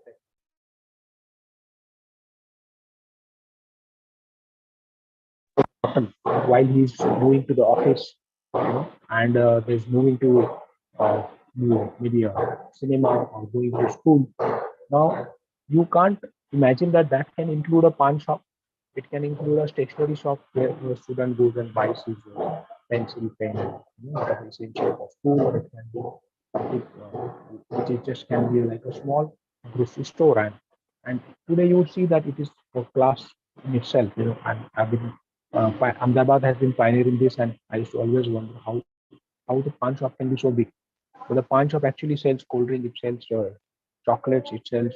It's just not the pawn shop. So there is a concept called as on the go store, and which is more like a convenience to pick up the Coke bottle, for example. And if a person doesn't may not have to stop by, he can just stop his car by the road and pick up from a pan wala or many others. So that was first discovery, and that was around 2012 to around that time. Okay. Obviously, from there on, we looked at various other things, and then we could also figure out that is a modern trade and open aisle gallery. So open aisle gallery is not may not be necessarily a modern trade, but a small grocery shop who was traditional, but his younger son or elder son, come out of age, and he says that why that my father has to keep on packing the small quantities. I will pre-pack it and keep it in open aisle gallery, and people come and pick it up. And it is not a modern trade. It's just a grocery shop with more forward thinking, with tags, label, barcodes, easier billing, easier. So that's another place where the consumer preference differs differently, because you're not selling anything. It comes and pick up, right? So, and obviously there's a modern trade which is growing far, and it's the largest growing channel as of now for us. Surprisingly, during Corona, we have seen Zomatos of the world. So nobody thought that we can cross sell Zomato and food, or Swiggy and food, and then and Swiggy and Coke. So you can think of promotions like during Corona, like you get a Coke bottle free if you order from Swiggy, and we have a tie-up and there. So it may not be a selling outlet, but it's a good way of having a cross-channel, campaign. It just makes it more popular, right? And of course, there is a revenue sharing with Swiggy, so it's not 100% free, but then you earn something out of it. Yeah, and apart from that, and each today is more like a virtual store, and it's not that, including Amazon, who's thinking of just having 10,000 of those smaller grocery stores who can deliver you at home within 2 hours or 3 hours. So there is growing population of that kind of channel, and I'm just talking about all these channels which are different than what normally. Now the question is that from supply chain point of view, how do you cater them? They can be very small, they can be fragmented. Do we have enough people to visit all these outlets? As we speak, we have more than 3 million outlets in India, right? And our aspiration is to match up maybe best in class, which can be 9 to 10 million. So can we have so many feet on street who can visit, who can engage with the outlet, capture their order, and also then think about how to service them in smaller packets. Okay.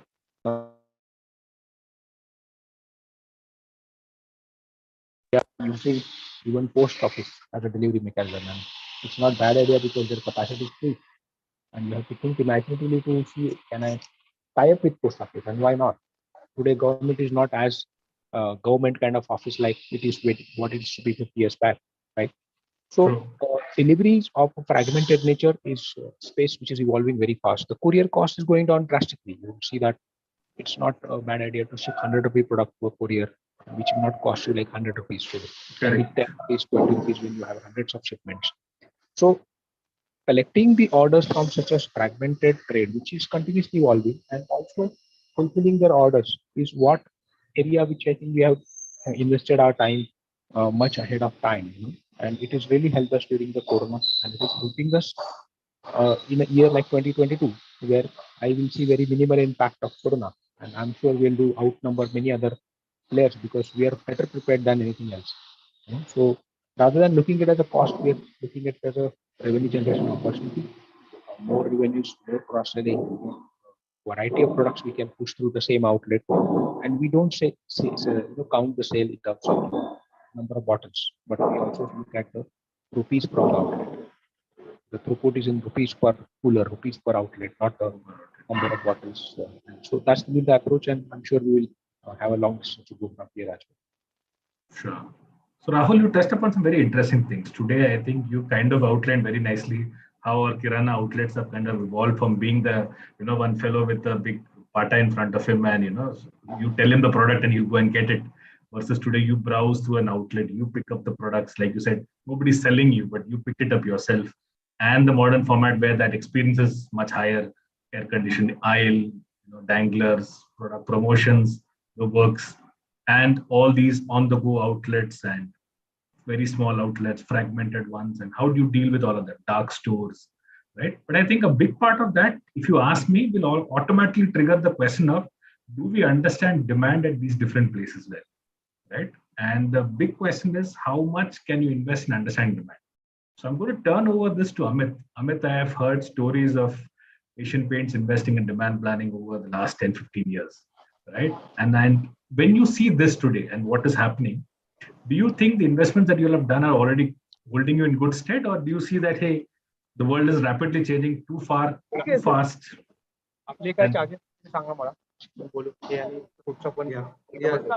sure, Ajit. So, yeah, I would say, and I'm going way back to, sorry, I think some background noise. So, yes. Rahul, I think your new mic is on. Yeah, sure. So I would say and I've said this, my experience with demand planning dates back to way back in '99. These investments are always justify themselves. They stand on their own, and once we reflect upon, I remember when we had done the first investment in 1999.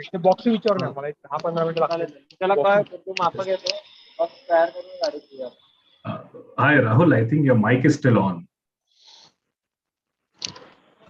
Akriti or Priyanka, can you mute Rahul?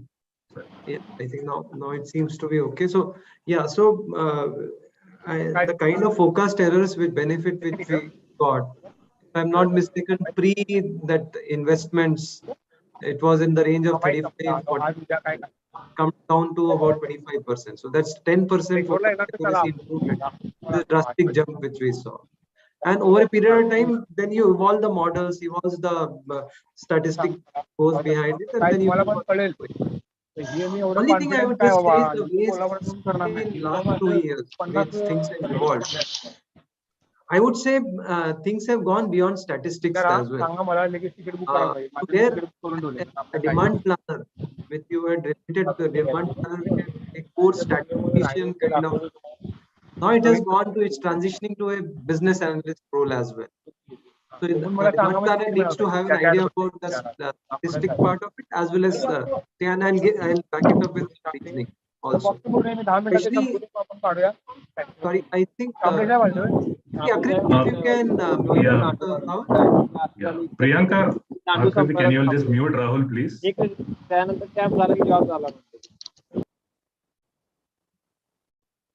Yeah, thanks a lot. So now, especially if you look at over last 2 or 3 years with rampant increases in the prices. Now, for example, I'll start with a paint example and then end up with a food example. So you almost had with such kind of increases, you almost had a situation when you have to increase your prices every alternate months. And we know, all of us understand, the moment you increase prices, it has its own, and especially from a primary side of it, there's an artificial increase in sales. And in the process, your base data, as a statistician, you would see a base data getting corrupted. Correct. Because it doesn't reflect the reality of life, right? So, and similarly on the food supply chain, and even I would say, which is true for others, this thing with lockdown and all this kind of situation changing every day, the demand data gets distorted. So unless the guy is having a good understanding what is the business context alongside the statistics, you will not be able to get to a right forecasting. So and that to be frank, I don't see it changing in future. We always had a hope as supply chain folks. I am sure all of us will relate to it. Maybe 6 months back, somewhere the price will start falling down, or maybe 1 year back, things have been holding high. And in fact, crisis after crisis, we are seeing things change only for better or worse. I can't comment, but yeah, it has gone in one direction only. So. True. So this is not going to change. So in which case, the capabilities which we need to look for has to be a combination of a business analyst as well as a core statistician, and this is not going to change in future. And I think the kind of work which we can do on demand sensing, and I've seen it give fruits in Asian Paints, as well as I see giving it benefits in Kellogg. How do you assess it during the middle of the month? React basis that makes a big difference to the freshness in food, higher inventory in control, which you can otherwise, it's very difficult to do. And same thing, I've seen the benefits coming out in the paints. It improves servicing also for the same production, the same inventory. So that's how I see things panning out. And I think it's, I would say one job which is safe is the demand planner in future, whatever. But I think, like you said correctly, Amit, you'll have to look and understand the category more deeply and broadly, just than beyond numbers. And hence you're kind of able to contextualize and clean up by saying, this is aberration, this doesn't exist, and this is probably underlying growth. And how do you kind of separate out when you do promotions, right? How do you filter out what others have done and what's the effect of that in the market? I think that's, well, like you correctly said, that's one job that seems to be intact and probably going to grow more, because I call it, Ajit, I call it business intimacy. Business intimacy. That has to be much higher. You're very true. And I think a lot of supply chain models are soon going to hinge on understanding demand more closely, right? Because a lot of quick commerce hinges on understanding demand, because then you kind of position dark stores, you're able to do a lot of logistic tweaks in that. So I'm going to invite Anil to talk about, Anil, how do you think today supply chains are dramatically changing with what kind of ask is coming on you? So once upon a time, it was enough that you go and deliver one truck to a distributor or a wholesaler and baki sab wo nipta dega. But today, suddenly, there's so many channels that you're dealing with, and you're dancing to almost everybody's tunes.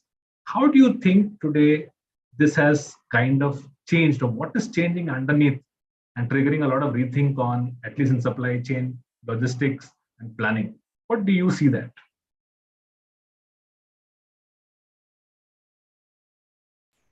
Joel, thanks that prior to that demand planning and forecasting, I just connect everything linked with our distribution channel. Because if our demand and forecasting is going right way, that we will achieve the company's requirement. And right now that the distribution channel is working very crucial role for supplying to the different channels. If we can talk about the general trade, modern trade, governments, institutions, and this army canteens, that all are required their demands. But somehow in the different industry, it works differently. Like in the FMCG, it is like a push and pull, both is playing very crucial role. Because that in the last 10 days, it is having the high skewness, and the forecasting is normally not work over there. Okay, and those cases we have to understand the ground reality also, because it is a good tool that help to the any organization for achieving their target and improve in their process. But right now in the FMCG, most of the company are struggling for that forecasting, accurate forecasting and demand. And the basis of that, it is getting the supply. But as a logistics person and demand planner, we ensure that we should produce right quantity and supply right place and the right time. That is our priority. And for the different channel, like omni channel, right now the consumer is getting the more preferred that they can get the stock from anywhere through the any channel. That every company is focusing on that to get this leverage to our customer and the faster priority. And then the demand, yes, we get the advantage, better stock availability in the right market, okay, and the lower logistic cost, which is very crucial for the food industry, like in our industry, and the help in fighting with the competition, because the if our product will be faster reach in the market, and because it is a ground we have seen, and when we do the Goya and visit the market, we have seen that when our retailer are saying, boss, your product are not reaching the market on time, the customer has started getting other competition's product. That time it is very tough to convince that how it is going to happen, and how we can make that ensure that its supply is better. Because every market we can't ensure the same pace of the agility. some market is having a different taste and some market is having a different connectivity issue. So that we have right now we have a challenge and we are working on that to improve those things, to improve our supply issues also, and help in the better planning of the production procurement for the RMPM also. That also help in that demand is right, and that can help us, and a better cost of the procurement is also there. Increase the resilience of the supply chain, quick actions is required, and reduce the waste return also. It is a very critical part in our food chain, that how we can reduce those things. And it is linked entire supply chain. We can say this is a value addition we are doing in those different channels through different distribution model. And currently, we have also seen that company are focusing more to reduce the warehouses. They are not willing to keep the many distribution center at the many locations. They are working on that, how we can optimize our cost. And then that time the emerging distribution channel are playing the crucial role. So that we are following, and seeing that many of the company, mid-sized company, are following the same pattern to optimize their cost at all the angles. I agree. And I think in the COVID, one thing that struck a lot of people is what is really required and what is not. And a lot of rethink has happened, because often you had depots, but you couldn't operate it. They were under seal, they were under lock, they were in lockdowns, distributors were in lockdown, and suddenly you realize, hey, how transient some of this is. Today you have it, tomorrow you don't. And then whatever you did to manage without it, then you're like, aage se wohi kar lete na. Why do you want to go back to the old ways? That's triggered a lot of thinking. So Dr. Samir, I'm going to ask you, one of the challenges always has been cost, right? And in sourcing, that's been the thrust, and sustainability. What particularly over the last few years have you observed as real challenges in sourcing? Earlier, we were, I'm just connecting to whatever I was hearing from my colleagues over here right now. Earlier, when we were doing a demand planning or whatever we were forecasting, we were only bothered about my marketing team, my sales, my channel. But currently, the major issue what is coming is whatever my competitor is doing. The competitor's product is not available. All of a sudden, the spurt comes into my materials requirement. And unfortunately, my backward that what you call upstream supply chain is having only 6 months lead time. So with that, it is going for a toss, and the sales and marketing team will be sitting on the supply chain team's head saying that I am having an order, the market is ready to accept, but why you are not giving? And we don't have a clear-cut answer for this. It's a unforeseen situation which we are seeing currently, and I'm sure all my team members over here will be facing the same kind of situation. It's not only my marketing, my plan, more it is depending on my competitors' availability. True. Very true. And but tell me, I think how. So I think a big part of this has also been how do you kind of pick the kind of partners you have, and whom do you kind of partner with. So what do you think? How is that changing now, particularly when you're seeing this and you suddenly discover your partner has to cater 10x? How do you deal with that? Yeah, exactly. We were also having the partners who were dependable till pre-COVID scenario. What happened is, I will not blame them also. They were also having the tie-up with various shipping line. For example, my major fruit juice concentrate supplier from Haifa was having it with Zim only because they were. But even that particular shipping line was not in a position to cater their box requirement. Then they also have declared a force majeure. So once my shipping line declares a force majeure, automatically my vendor becomes a part of that one. So it's all a chain which we could not correct at any point of time, and which was never anticipated, and which made us to even airlift many material which is hardly costing 150 rupees and 120 rupees per kg, airlifting all the way from the Europe up to the Asian part, which is unimaginable. Because the material which is, as you know, 150 rupees per kg, around 300 to 400 rupees per kg is the transit cost by air. So this was the way that we were operating, just to maintain the inventory available in the racks without any kind of the promotion, and not to making the what you call customer dissatisfied with respect to a non-availability to that extent. It was only to protect that, not for any profit. It's actually at a loss, but we had no other option. That's very interesting, because some of these events trigger a lot of rethink of where you should draw a supply boundary, right? Exactly. What should you make? What should you outsource? What should you insource now, right? And I think I have seen this phenomenon extensively in paints, where over a point in time when you can't manage cost, then you look at always insourcing by saying, we will make it, right? So And I yeah, think that is only with respect to a third-party manufacturing operation or anything of that sort. But correct. all our juice manufacturing was in-house. So we were having an in-house thing, but our concentrate participants It's or the dependent on somebody business else. partners, they were outside.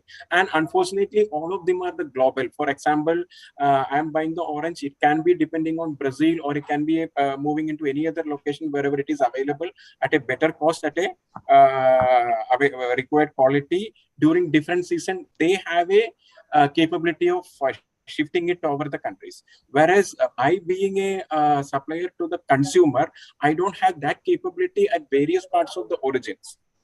For example, if it is I'm taking Apple, it can be either from China, whenever it was that particular shipping lines were cheaper, but right now it has moved to Europe because Europe lines are cheaper. So this keeps happening, and even once it moves to the Turkish area, or even it is moving to Israel, who are collecting it from the Washington and moving. So that particular agility of moving the requirement across, we cannot achieve. So I am constrained to depend on my counterparts, whoever is still catering to me. And in the near future, we are not seeing an opportunity of reaching to that level where I can make an entire global footprint for sourcing this one on our own. It's not that easy. It's not easy. Yeah, So, I also want to add, Ajit, over here. Just sure. we have seen that our few factories globally, they are started doing the sourcing from the Pakistan. We never heard that Pakistan is going to source the Middle East and the Egypt and the other countries. But it is fact that our country, this companies from Egypt and Saudi and your African Nigeria, they are sourcing from the Pakistan because of the cheaper cost. Correct. And we again we thought that how we can import from the Pakistan. And recently when I explored that they have Indian government has imposed 200% duty on that. So it is impossible to do it. Impossible to do it. That is things that sourcing. Now the market is open. We have to explore. As earlier I said, that is not a local boundaries and the regional boundaries. We have the play to the globally, wherever we have opportunity, we can explore it and get the opportunity like other countries are doing. And they told us that if you possible, European countries that like we have a Paris, France, they have asked that we can explore the import from the wheats from the India, yeah, wheat flour from the India. So they have started working on that. So how we can do those things. So earlier it was that we are not going to do it, but now it is very available and everyone has to do it. Everybody has no choice. For sustainable business. Correct. Amit, I'm going to turn this over to you. Having seen all of this today, the boundary of what you will make, what you will not make is being redrawn almost, I think, dynamically, right? Because when you're constrained, you feel the pinch of it. And when it is abundant, you'll say, yeah, why should I do it? Somebody else will do it. So when you look at manufacturing, how do you think that's changing in such a situation? Because olden times, we always felt that scale and big size was always low cost. But today, demand is changing. And, demand is constantly moving. In food industry, you will find it's massively competitive. What is a fact today is a forgotten thing tomorrow, right? So how do you then think for this? Yeah, in fact, very valid question, Ajit, and I've seen very drastically different take after seeing two industries. For example, in paints, typically given the investment to the sales ratio on a plant, you would tend to try and make it in source as much as you can. Of course, certain category of product you would want which are low end, and you would want to have geographically well spread, because finally there's a cost element in distribution and all, which also comes into picture. You would also want to make it outside and make it more geographically more more spread out, so that you get the servicing as well as the freight advantage. In a food context, as you said, also, and the ratio of investment to the sales is definitely at a higher side, especially with the industry or company like ours. So it becomes first priority is to ensure that your assets are completely sweated out. So, and of course, then second, this things alongside becomes important is you have to look at partners who have the scale advantage. Now, it's possible that the partners may be making for some other your competitor, your peer group also. But as long as they have the scale advantage and also they are able to get you the right quality, you are much more open to look at those situations rather than making and all the spending in-house. And especially with the vagaries of demand and the unpredictability on the demand patterns which you see today. So it's and also at times it helps you in terms of being geographically more present everywhere. So in that sense, there are two very different viewpoints which I have seen, and a lot of it I would say is also coming from the fact that how much investment you have to make and what is the kind of position it can create on your balance sheet side.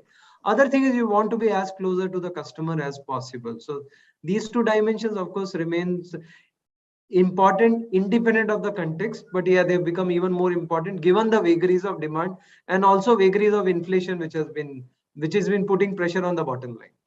That's how I feel. Very true. And I think there doesn't seem to be a single answer, because I think that answer is also there's no one answer. I wish there was one, but I think then the supply chain complexity would have been much more simpler to handle. I agree. And I think this all kind of work together. That's the fun, right? So you have geopolitical constraints, you have sourcing constraints, you're deciding whether you want to be closer to a source or to a market. How does it affect your competitiveness? All of this plays out, right? And I think that leads me to the next question. And I think this all has to be facilitated by organization, capability of people and process. Rahul, I'm going to turn it over to you and ask you today, how do you think has the average capability of a supply chain professional changed over the last 8-10 years, or in the last 4-5 years? Have you felt that it has to change dramatically, or it's practically been the same?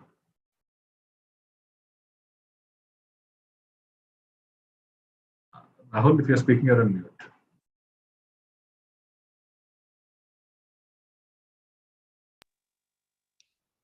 Can you Hello. Yeah. So I think ability. Mr. Rahul, you're not audible. Hello, am I not audible? Hello, am I not audible? A little faint, Rahul. Little faint. I hope this is better now. Hello. Yeah, slightly better. Yeah. So I think ability to look at the or flexibility to quickly move on to the solutions, and the environment out there is quite dynamic. It's not going to be static. It will be very hard to have a supply and demand planning around a say fortnight plan and a month plan, because the situation doesn't have any milestones or buckets like it will change only after a fortnight or only after a month. It can change within a week. It can also remain constant for next 6 weeks. Okay. So the fixed bucket mindset of planning and all, we have to move away from that. So unfortunately, all the supply chain schools and all, they will think about 1 month rolling plan, 3 months. It has to be only that way. You can't say I want 50 days rolling cycle. I want 20 days rolling cycle. For some commodities like oil, and it can be a calendar which can be different than your monthly calendar. Right? So you have to move away from that mindset of flexibility, quickly evaluating solution, moving on to this, I would say capturing the opportunities. I'm sure India government did it, and when Russia offered oil and irrespective of all the resistance that face, I'm sure it was a very bold move of Indian government to quickly get this oil at 25% discount. And still we are complaining about 80 paisa and 1 rupee diesel increase. I think European countries have increased the diesel rate from €1 to €2. It's almost 2 times since the time the attack started, right? And so some of these things has been done by Indian government very smartly, and so like it's nimble and very fast. So I think that's the characteristic we need to have. Yes, that apart, I would say in general, I mean, we don't have to get to crisis. Become less human dependent, more automated, more flexible. So all of your processes where you require huge amount of manpower and can be quickly converted into very smart ways of working. So as I just mentioned about 3 million outlets and how to take orders from them. Simple thing, the distributor makes sure that 3 million outlets which are activated are getting touched upon by companies. Possibly it's very difficult. So what is a smarter way to do it? And not the best way, but at the time when we think of, in 2016, we started a call center. 300 people just calling these outlets, 3 million outlets at a regular frequency. And order taking is a very mundane job. It doesn't require sales job. It's like an inventory management in his outlet. If something is stock out, he will ask for thumbs up 600 ml if he's got no bottles in his fridge. Okay. Now selling is a different effort, which is like if I'm launching a Minute Maid Mossambi or Minute Maid Strawberry, which is not there in outlet, somebody has to go there and tell him why it will sell in his outlet. But for thumbs up, to try to sell, I mean, I don't require a selling effort. It's a logistics, I would say, replenishment model, which cannot be automated, unfortunately, because stock levels in our retail are not there. But we can be reaching that point as well. But then to begin with, we said, okay, let the person call in the outlet guy, even a chopra of an outlet or his any layman or any casual labor in the outlet. So we thumbs up about कितना है तुम्हारा fridge में 4 है तुम normally कितना रखते हो 24 है तो 20 का ऑर्डर ले लूं हाँ ले लो right, and we have a flexibility when the outlet takes the order. If he doesn't want 20, if he wants 18 or 24, we have some flexibility to that depending on cash available. So this way of working in which you don't have to think of cell phone has to travel on the road by feet to the outlet and ask him to spend take 2 minutes of order and then have 10 minutes of gupshup and 5 minutes of chai with him. That is the culture of sales. It's upside down. I mean, we measure how many calls an agent does in a day. So it's a surprise versus a salesman who does about 25 to 30 calls in a day. The target for a telecall is 120 calls per day. 10 times. And maybe the productivity is lesser. I mean, 25, 30 calls of MD will give, say, 70% strike rate, but 120 calls gives 50% strike rate. Still, I'm getting 60 orders per person. So for a fraction of the effort. Pure supply chain problem, but I think it's the end of the supply chain where you are actually conversing between the sales. So these are the second thing. And how do you achieve 120 calls per day? I mean, you can't have to keep on dialing the number for message. We started like that, believe me. We had 120 numbers in front of, and then we realized we can't do that. Then we went to a smarter telephony. The Excel sheet number can be converted. It will auto dial. It will dial, and once the customer picks up, then the call is assigned to a language. And we have 30 language just to 300 people. So you have a preference for language which has to be captured in customer portal. Call gets routed to that language person. So it's all technology. So which is I'm coming to the last capabilities about should not be fearful of technology. I mean, believe me, I was one of the last person to go for technology when I did my supply chain and BP background, and I used to go to SAP and ITs of the world when it was getting introduced. But 10 years later, I figure out that that's the only way to move ahead. I mean, I don't have to code it, but I should know what is the power of technology. And how to leverage technology, exactly. Right. So you have chatbots. So we are trying to convert the telecalling operation from calling to chatbot. Reduce the cost of interaction, operator interaction. Yeah. So the functional leader who knows the power of chatbot and a telecalling or a telephony software who can dial, 3 calls, and assuming that 60% strike rate, only 3 out of 5, 3 calls will get connected, and I have only 3 agents. So I don't need to know the coding and what technology is best, but I should know the power of that. I can do this, right? And that's very essential for a supply chain leader in today's world.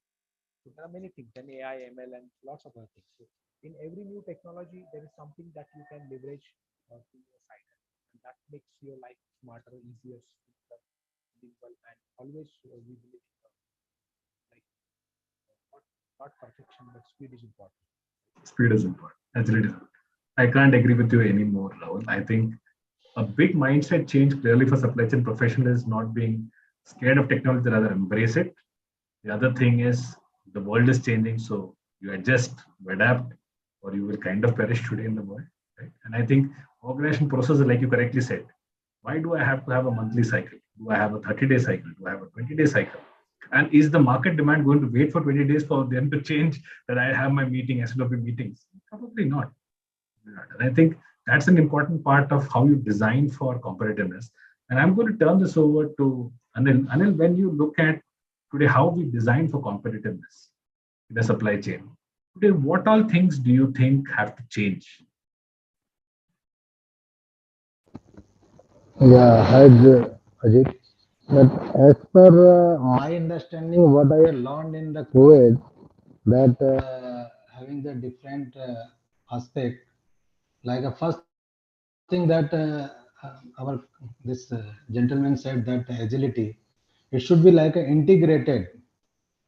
We have to understand it is integrated because if we can work as an individual with a proper pace, but it will not give the proper result. Because during the COVID, we have seen that a lot of things we have to work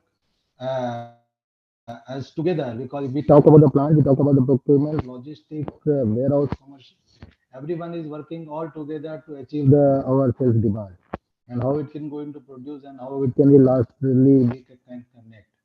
Second, that is the second part is improve the visibility because visibility is very important because most of the time our salesperson are struggling with that about the visibility is not there because in the raw material, packing material, FG and the final distribution that we always focus on that.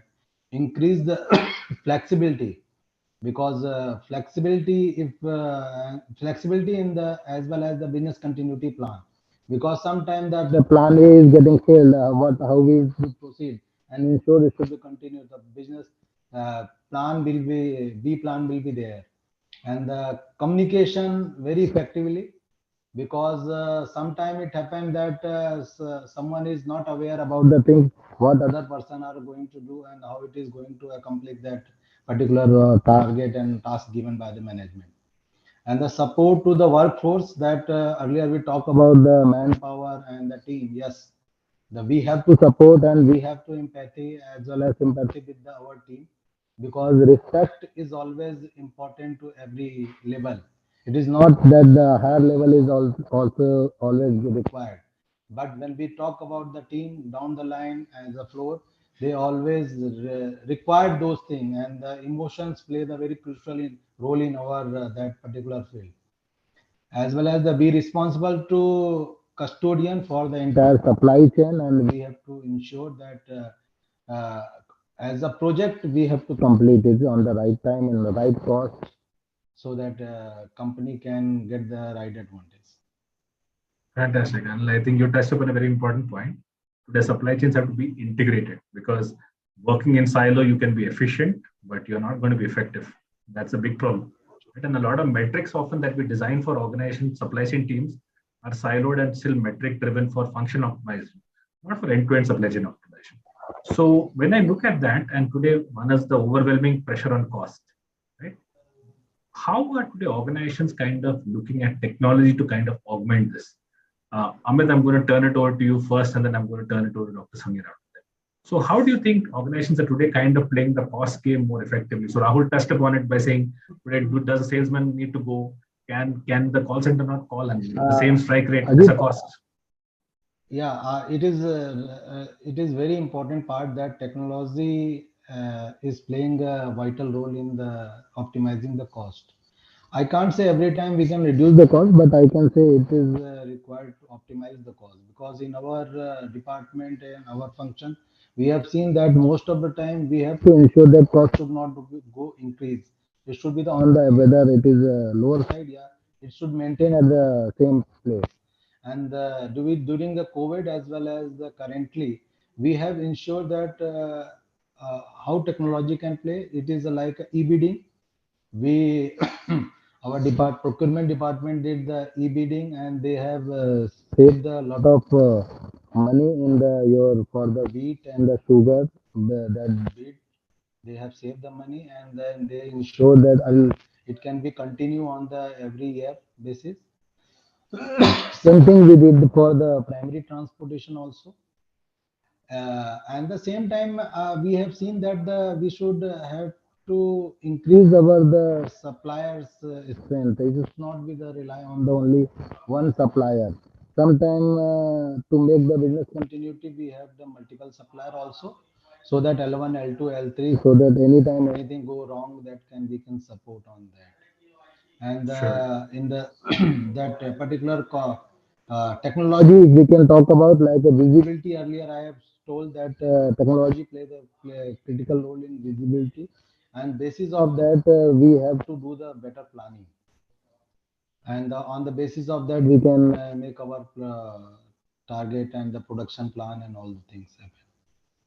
Sure. And currently, lot of things are coming in the technology part. If we can talk about the warehousing, there are the lot of this robotics and other things are coming in the particular to optimize the process. Like earlier, I can give you the not say the company name, but I can give the example that when I work over there, and the company earlier is two part. One is the home delivery, another is the your store sale. They have earlier focused prior to COVID that more focus on the store sales, and they have focused to the 40% of the business coming from the home delivery. After the COVID, that is a turnaround. They have more focus on the home delivery, and now they are the business are approx 75%, 70% of the as the home delivery, and they have involved the many technology like pick to light, pick to put light to put away, and other technology they have used to optimize their cost. And because when the order are coming and we have a less manpower, how we can optimize those things. True. So I'm just going to turn it to Amit. Amit, I have always heard that Asian Paint has been investing in a lot of technology, and I'm sure that's been the case. And many years ago, I heard that there was a dream to kind of automate depots, robotize depots, and technology was to take the next leap.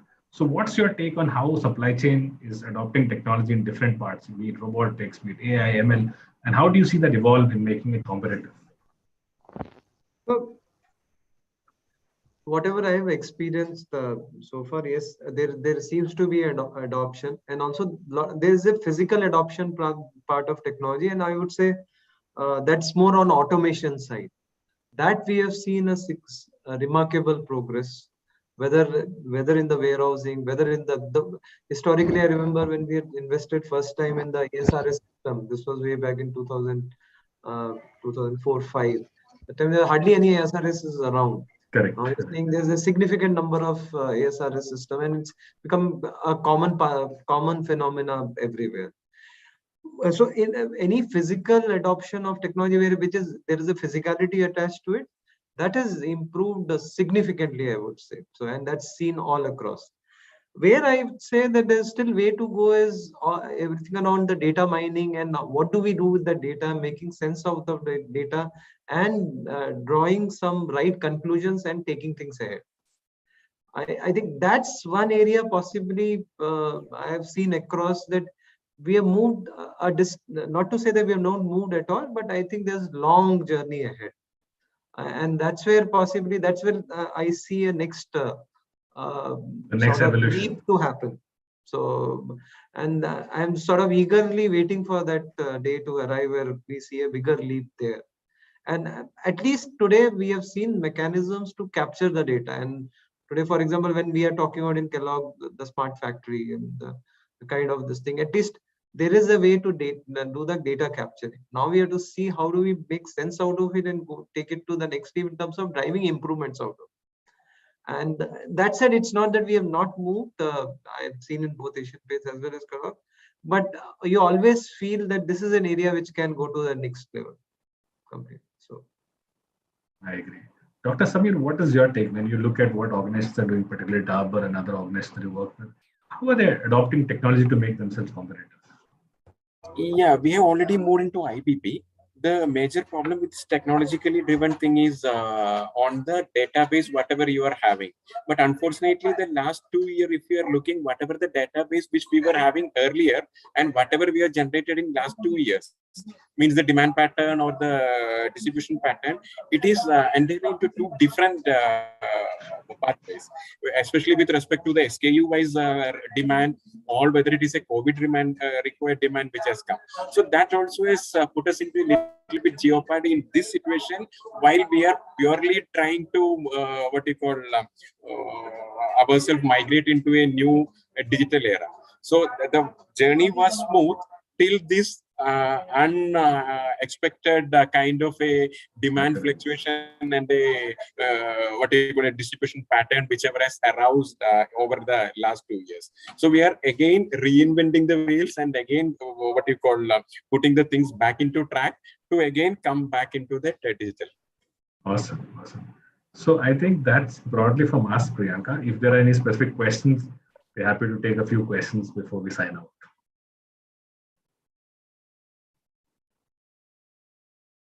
Priyanka, are you there on the call?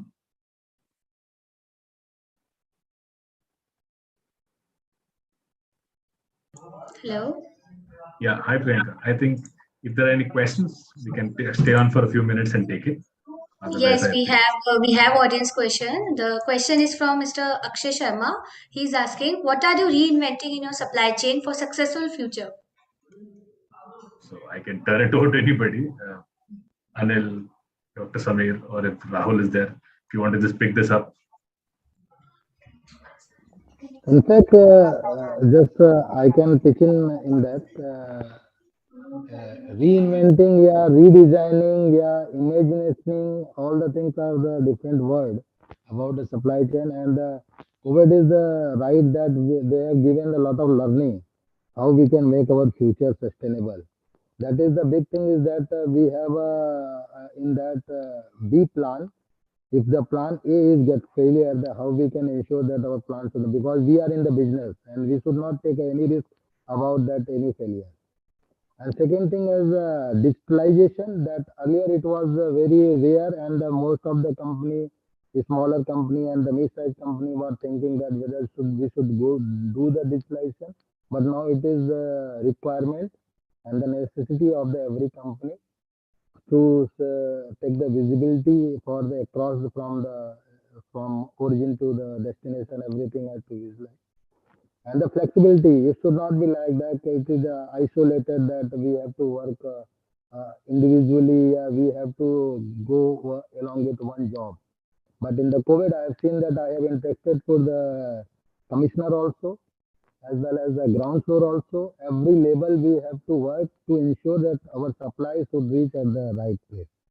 So in those things, we have to ensure that we have to consolidate and make that perfect integrated in the supply chain. So I can just add in, the way I would look at it is wherever you're spending the most money or where it matters to the customer more, that's where supply chain should be investing, right? So if you have a lot of freight spend, the question is, are you managing better with the TMS, e-sourcing? If you have constraints on demand, are you investing on statistical tools?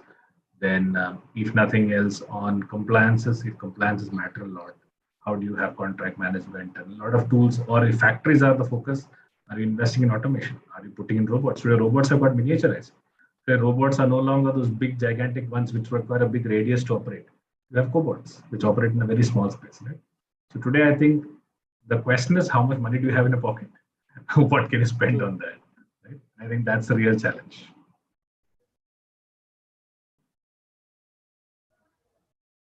Priyanka, any other questions?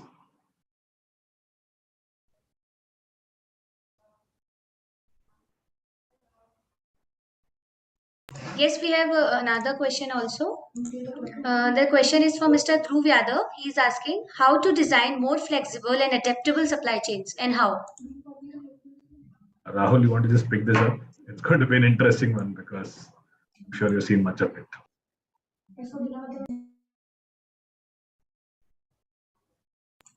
I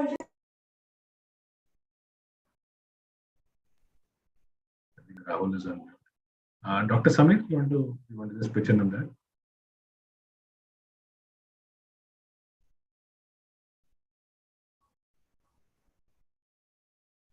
I think we've lost some connection. So I can just volunteer this. There is always a trade-off between flexibility and cost. You will have to decide where the trade-off is. For example, like Anil mentioned, right? If you are in a 70% delivery business, the cost is in last mile delivery, right? And then you'll have to design for supply chain that is focused on last mile delivery. Versus if you are a person supplying to distributors, you may not really want to focus on last mile. And hence, to that extent, you will kind of be optimal on cost by saying, can I put in load sizes, what cash is willing to invest? Those kind of questions you should ask. So there is never a completely perfectly flexible and cost effective. That's now almost an oxymoron. Anil, you want to add on to that? It should be like a situational. If I can talk about that, it should not like that every time we have a flexibility. But whenever it is required, we have to be flexible and we have to redesign basis on the requirement then and there. We can't give that it's every time we have a flexibility and we can run. But when the situation comes, like a proactively, we have to act and the flexible on that. Thanks, and I agree. It's completely situation. So Priyanka, I think a few of our panelists had to drop out. They have next meetings. So do we call it a day That's on all this with the panel? questions. Thanks. Yeah, that's all with the questions. Thank Now you all I for joining. request to all of you, please smile so that we can take a screenshot. We'll turn on the cameras, right? Yeah, please turn your camera on.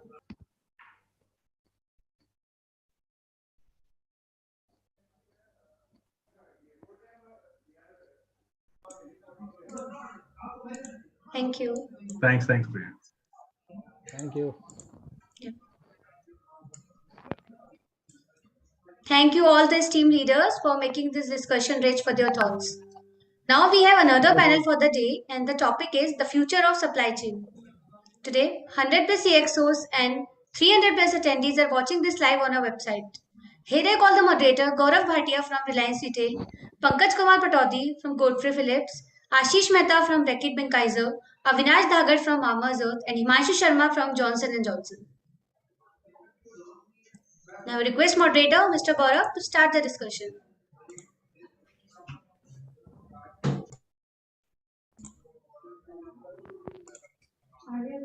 You're not audible. Yeah. Yeah. Is it better? Is it audible now? Yeah, it's audible now. Hi. Thank you, Priyanka, and thanks to Elden Global for having all of us here and again giving the opportunity and invite for all of us to connect, share our thoughts, invite and insights on this relevant topic, which is about how the future of supply chain is changing and being in such a VUCA world, how I think all of us are adapting both in our professional as well as our personal lives. And I think the organizations are very much realizing the changing impact and how supply chain is no longer, I think, a support function, but moreover now a very well enabler or a partner to the business. So very clearly supply chain today is in the drawing board, defining the strategy of the organization, and organizations definitely give the I would say the due respect, and all the supply chain leaders are very well contributing and at the first end of making any decision in the drawing board. So I will quickly start the discussion in the interest of time, since we have already started around 8 minutes late. So I'll start with Avinash. And hi Avinash.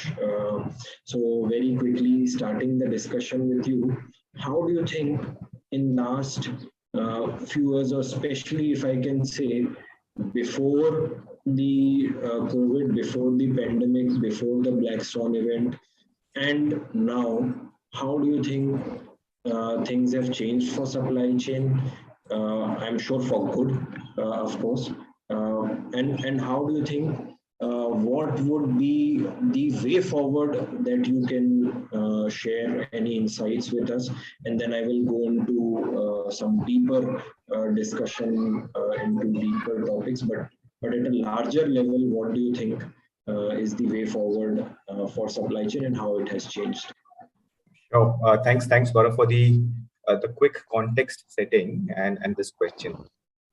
Clearly, in across different functions, if we break it between how things used to work pre-COVID and post-COVID, there's been a significant change, and so has been in supply chain, as you were rightly mentioning. Supply chain as a business enabler has come in the forefront, and COVID has clearly made us recognize that for the business continuity, how critical it is to have the right supply chain designs within the organization. That said, I think if I have to summarize this in one word, where what's changed in the way in which supply chains are designed within the organization, and pre-COVID and post-COVID, it is the resilience of a supply chain, right?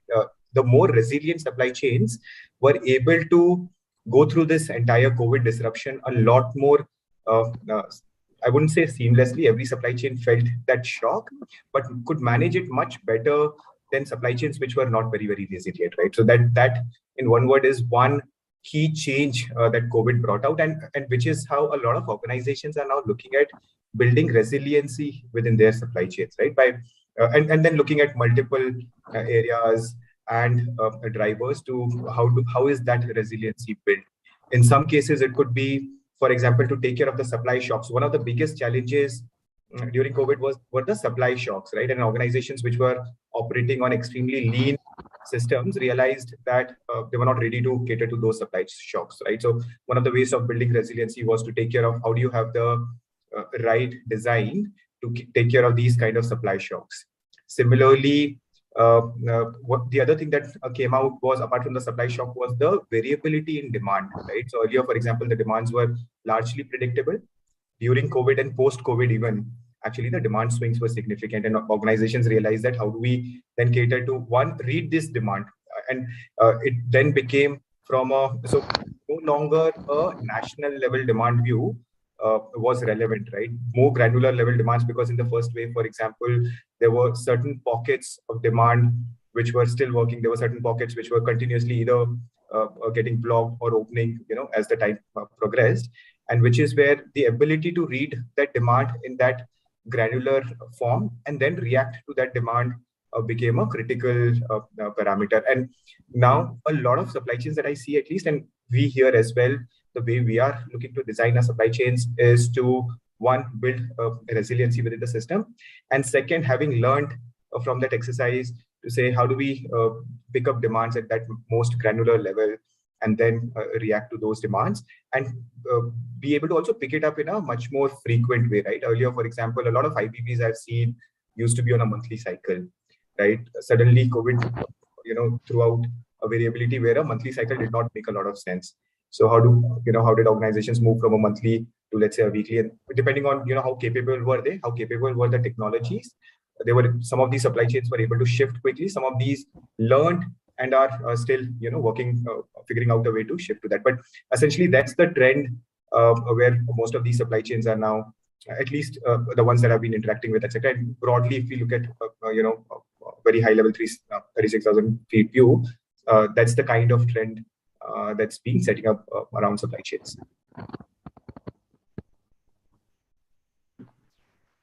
Thanks, Avinash. I think very well and very comprehensively mentioned about the 3 pointers that you mentioned, and I completely agree. Moving on to Himanshu. Himanshu, I'll just would like to continue this point and this discussion forward. What do you think are the new ways to drive value in supply chain, if I may ask you? So I think we have been hearing about a lot of things with respect to digitization, technology, SNOP, IBP, forecasting. I'm sometimes here, even forecasting becomes, or people are talking becoming irrelevant or needs to be looked at, and hence the concept of DDMRP, demand driven MRP. So, what, in your view, will be the key drivers in deriving value from supply chain? No, thanks, Gaurav. Thanks for the question. And I was listening to what Avinash just mentioned. Sorry, just hold on. Priyanka or Namrata, can you please mute? I hear background noise from, I think, Mr. Anil. Can you somehow please mute him? Yeah, Gaurav. Thank you. Yeah, please go ahead, Himanshu. Thank you. No worries. So again, I was hearing Avinash and the way he was, talking about the way supply chain has really evolved over the last few years. And really, if I put it, it's been a decade for supply chain professionals. Over the last 6-7 years, I would say we have really started making those changes from being a really called as a cost center to being center of the business, being really driving value for the whole organization. And COVID really accelerated that entire shift. Right now, for many companies, in fact, supply chain is becoming their differentiator. And I don't need to even talk about the e-commerce space, wherein, as soon as those big players, Amazons and Flipkarts and many other players have come into picture, supply chain has really moved in from being just a something of a of servicing a demand in some different part of the country to becoming more and more like service industry. It's no more a product industry. It's becoming a lot more about how we are servicing those needs and demands and requirements of our consumers. So that's been a major shift, and the way supply chain has been delivering value has been in multiple fold, be it creating the fit for future networks, keeping it modular, making it more end-to-end connected, bringing out new technologies. I think supply chain has been at forefront of even adopting those technologies as compared to some other functions in the entire business. Where I see supply chain furthering this entire initiative and taking it forward from where we are primarily three areas. If I can talk about how do we make it more sustainable, and not only from a perspective of creating a supply chain which is going to be ready for any kind of future shocks. It is taking care of environmental changes. It is resilient. It is really reliable in nature. We are able to do it in space of, let's say, demand forecasting. Now, demand forecasting is a thing of past. I can call that we all learned demand forecasting in our colleges. Now we are talking about demand sensing. It's no longer a monthly, weekly kind of thing. It's like daily kind of a forecasting of what my customer really wants tomorrow, and how do I be ready to deliver it tomorrow to him. And that's the change that we are doing. So that's the sustainability part of it. The other one I would really say is the visibility part of it, is where we are creating that value for the entire value chain. And this is one example I love, and I heard it somewhere. Amazon literally transformed the way we as a consumers, each one of us in the call right now, has transformed the way we interact with our products. On a single app, we know what to buy. There's an algorithm which, by the number of clicks we do on the app, really is able to bring out what my needs are. And sometimes I don't even know I want to buy that. It just, with the search history, tells me that, hey, maybe this is what you want to purchase. And I end up purchasing sometimes things I need, sometimes things I don't even need immediately. In the same app, I'm able to see the discounts across multiple sellers. I'm able to get the best cost. I'm able to make the payment. And this is with me. It's like the life cycle of my purchase of a product from the time I'm going to search till the time it is going to deliver to me. So in the same app, I'm really getting all the information. So it's the visibility. So that's where the supply chain is transforming the behaviors of the consumers. I won't even say the businesses. It is changing the way a consumer is behaving. So that's the other place where I think as a supply chain, it's going to create value much further. The third one is scalable. I think that's an important area. Gone are the days wherein we used to think, let's build a big thing and then make it efficient. Now the days are make it modular, make it small, experiment, make it scalable. That's where the real value will come in to picture for any business to say, if I have to fail small, rather than make it big and fail big, right? So it's not about not failing, but it's about how do you optimize that and make your entire system modular and scalable. So these are the three areas I feel in my personal sense that really we are the supply chain professional will be creating value for businesses in future. Thanks so much. I think very insightful. The way I think you gave some real life examples, I think made a lot of sense. on a lighter note, I'm slightly hurt. You mentioned about Amazon and Flipkart. You did mention Reliance Retail or JioMart. So I'm personally. so sorry, Gaurav, and I'll interject and say, Jio is not, making changes. It's just disrupting the things the way they are. Telecom was a start. I think the next level that you guys are going to the mom and pop store, it's just going to change the whole landscape. And it's not about years or decades. I'm just thinking about how many months after which Jio is going to be number one in the country to say yes, we have overtaken the sales of Amazon and Flipkart. So maybe in the next call, Jio will be the first one in my list of companies that I quote for sure. Sure. Thank you. No, I think on a positive note, yes. But yes, still, I think we, from a supply chain perspective, I think a lot of room to cover and journey to cover even for us in terms of the process part. While I think a lot of things from the strategy part and design part are going right, but from the process part, we still have a good headroom to cover. So we definitely have realized that. So moving on to Mr. Pankaj. So Pankaj, on the same point, I think any thoughts, any views from your side in terms of what are the new ways to drive value in supply chain? If you can quickly add in some input here. Yeah, thank you, Gaurav. And it's very nice to meet, all industry leaders over here.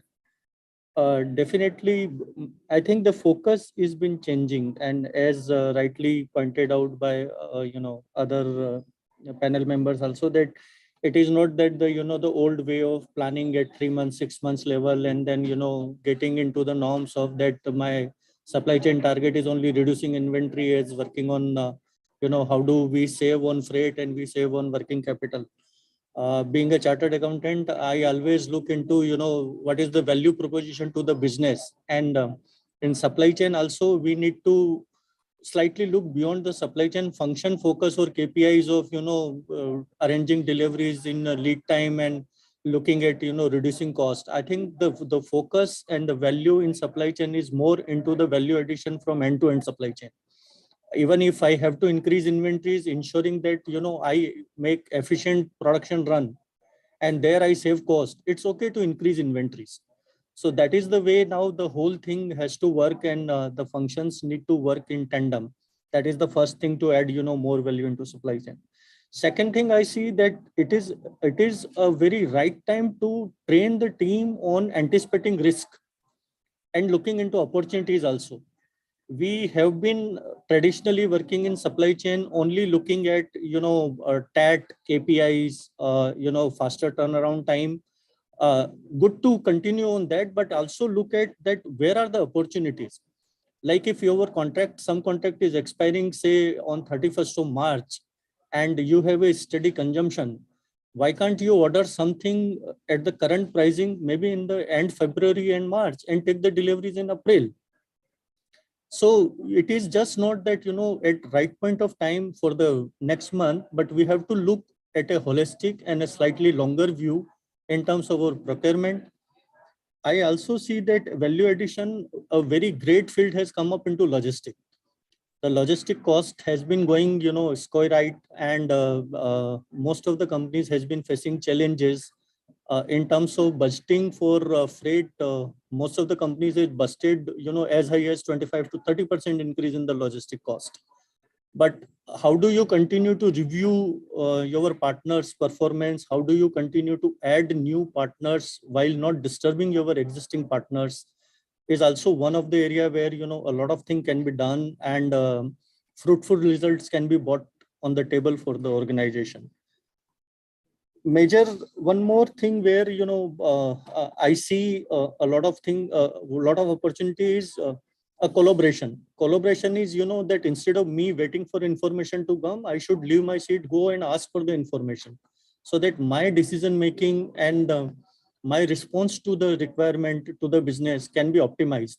So instead of, I would say, the best in class, it is more of the optimized KPIs which with a collaborative working, we should focus on and bring a lot of value to the organization.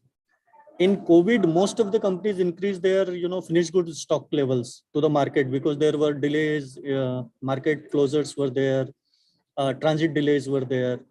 But possibly with continuous review, now you are at a right time where, you should look at how do you do inventory optimization now? How do you balance your production run with the days of coverage in the market so that ultimately the bottom line of the business gets more better? So this is what is my take here, Gaurav.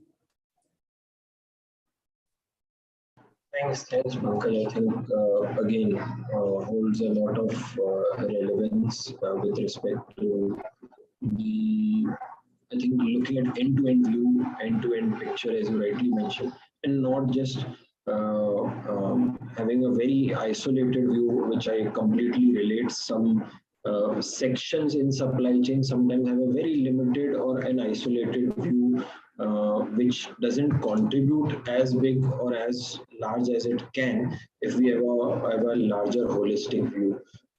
So I think completely agree. Ashish, if you're there. Yeah, hi. Hi, Okay. Gaurav.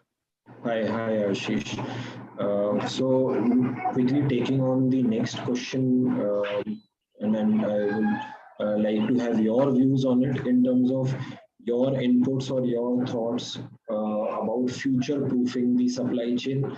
Very quick, one or two points, and then quickly adding on to how do we improve or build upon further with respect to technology, usage of technology, digital, and kind of enabling the supply chain.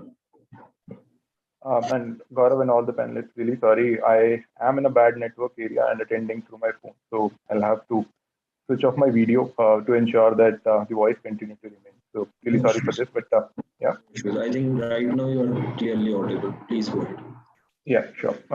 So Gaurav, let's start to maybe first understand what do we actually mean by future proofing, right? So future proofing is something that has come in light in the advent of the recent disruptions in supply chain, mainly led by the macro changes in the environment that had come in the light of the recent pandemic.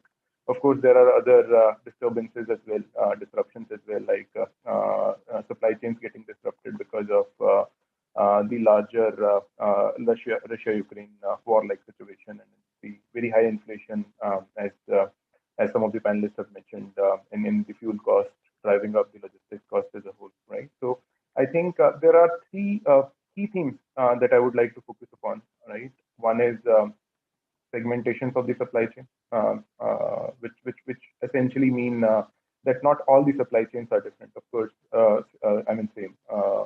Supply chains are different by industry or even within industry. For example, an FMCG supply chain in the advent of the recent pandemic might want to shift its strategy towards more localization of its supplies, right?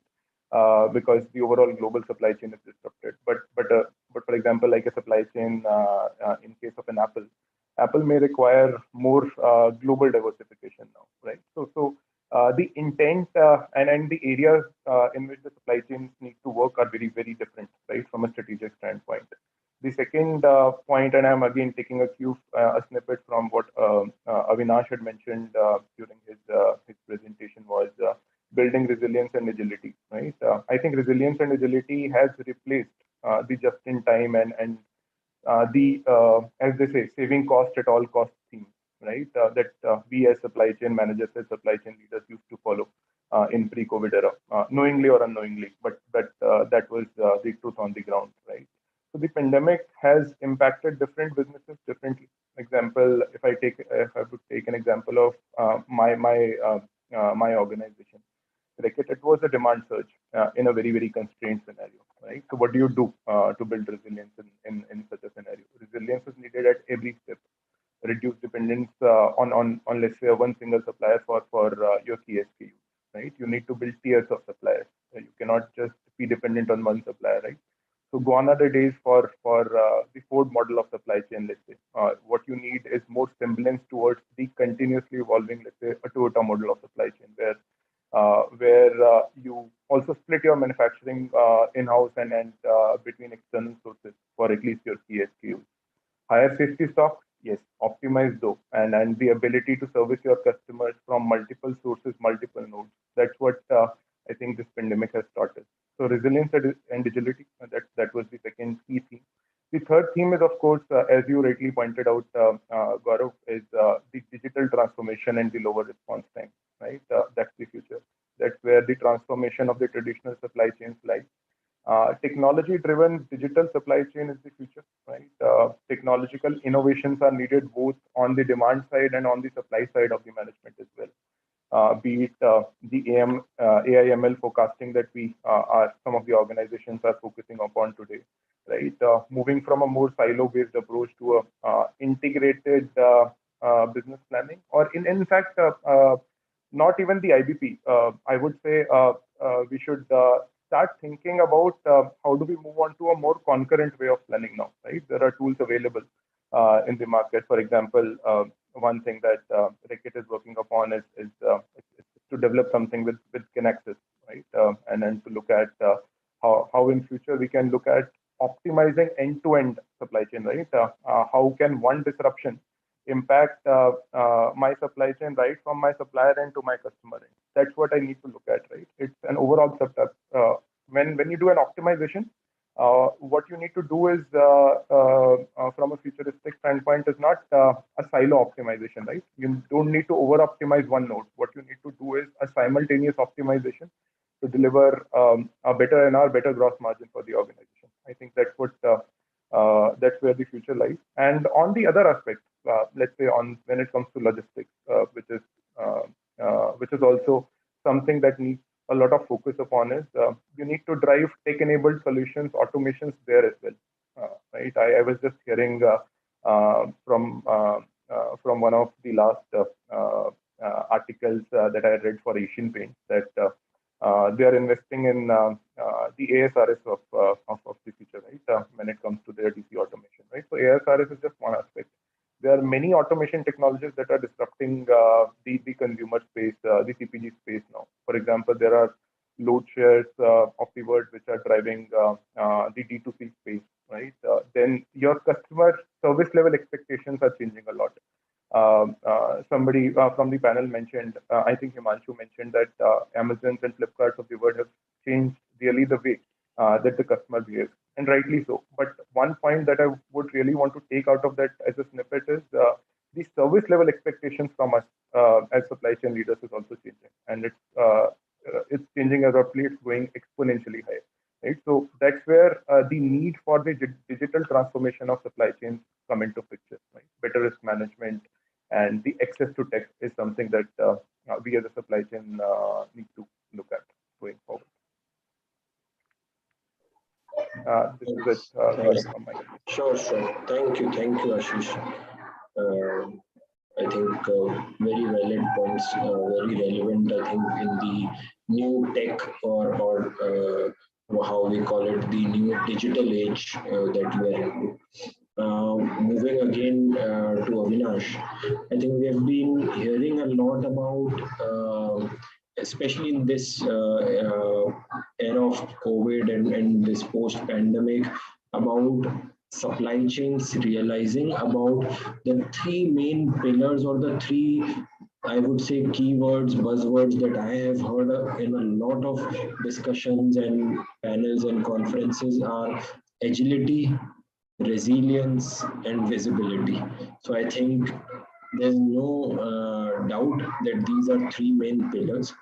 But how do you think, or how do you ensure, or how do you gauge that your visibility in your supply chain end to end is good enough to keep you agile, to make you resilient, even for any future incidents or any future, be it any demand shock or any supply shock? So how do you engage, and how do you ensure also that you have a very strong end-to-end visibility that puts you on the front foot with respect to your agility and resilience? Sure, Gaurav. And I think part of the question you already answered when you said visibility before resilience and agility, right? Visibility driving that, and that's how it is, right? Without visibility, either of these two levers, can't be enabled. And visibility, and so there is no doubt about it that the first and the fundamental thing, if somebody wants to build more agile or resilient supply chain is there is a visibility that's needed in the entire end-to-end supply chain, and there are two parts to that visibility, and I'll come to that.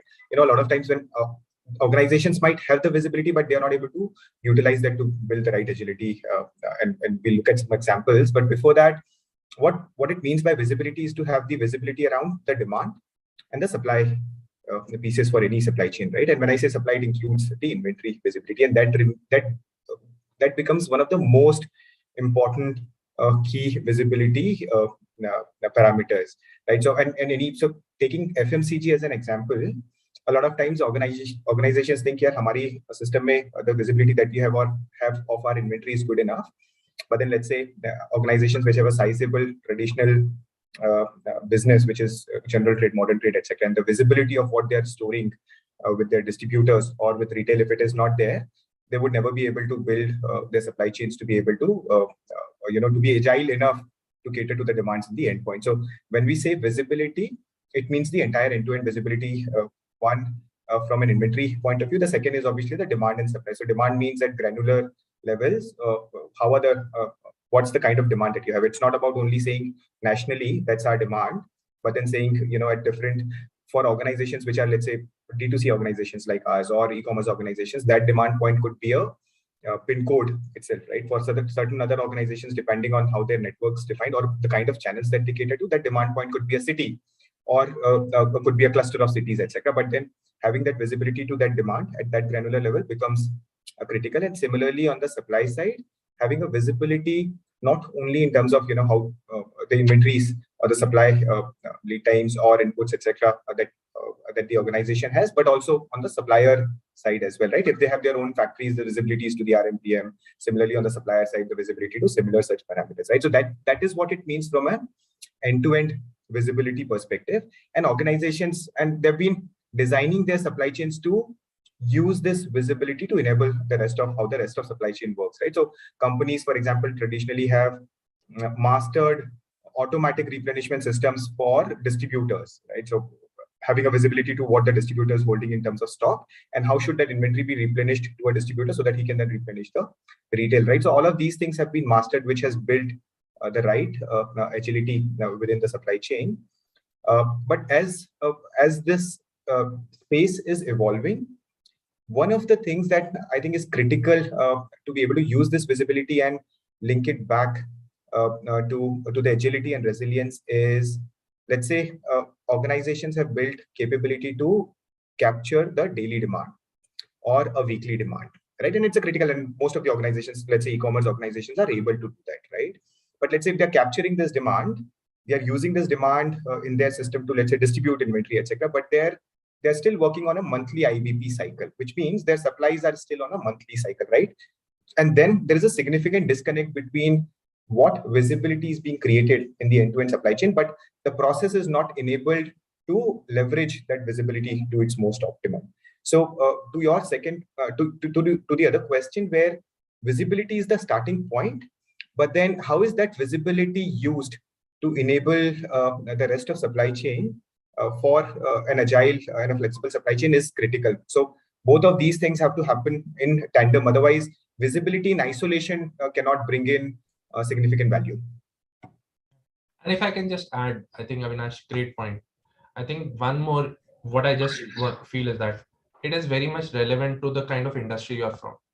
You have to balance out between a customer service or the cost or maybe the compliance part of it. So it's really about where you are really, what's a key agenda for your business? What's the key differentiator for your business? So that's where you really have to bring that visibility to fore on how you want to use it and how agile you want to be.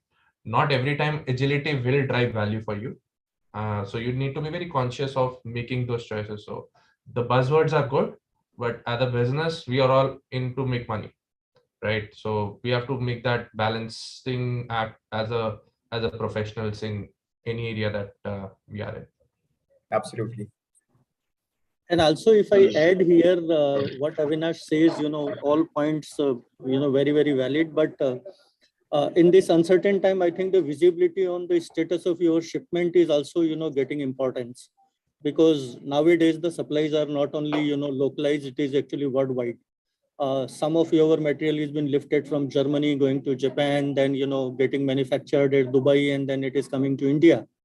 So where it is at the overall supply chain, what is the quantum, what is the status of port conjunctions, how, how the transshipment of various ships is happening, is your container is, not getting loaded on the due date on the due vessel, anything can make, a very dent in your overall supply chain. So visibility in the completeness in terms of your vendors inputs as well as your input, where they are, is, I think that is also getting importance, and it is one of a very, very critical area that all important consignments they are tracking, knowing their locations, what was the due date, which vessel it has to move in, whether it really moved or not.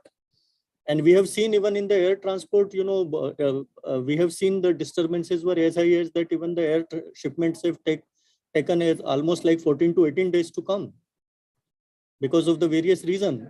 So earlier things, okay, if ship is not available, let's go and, get it booked through air, is not working nowadays because everybody is into air.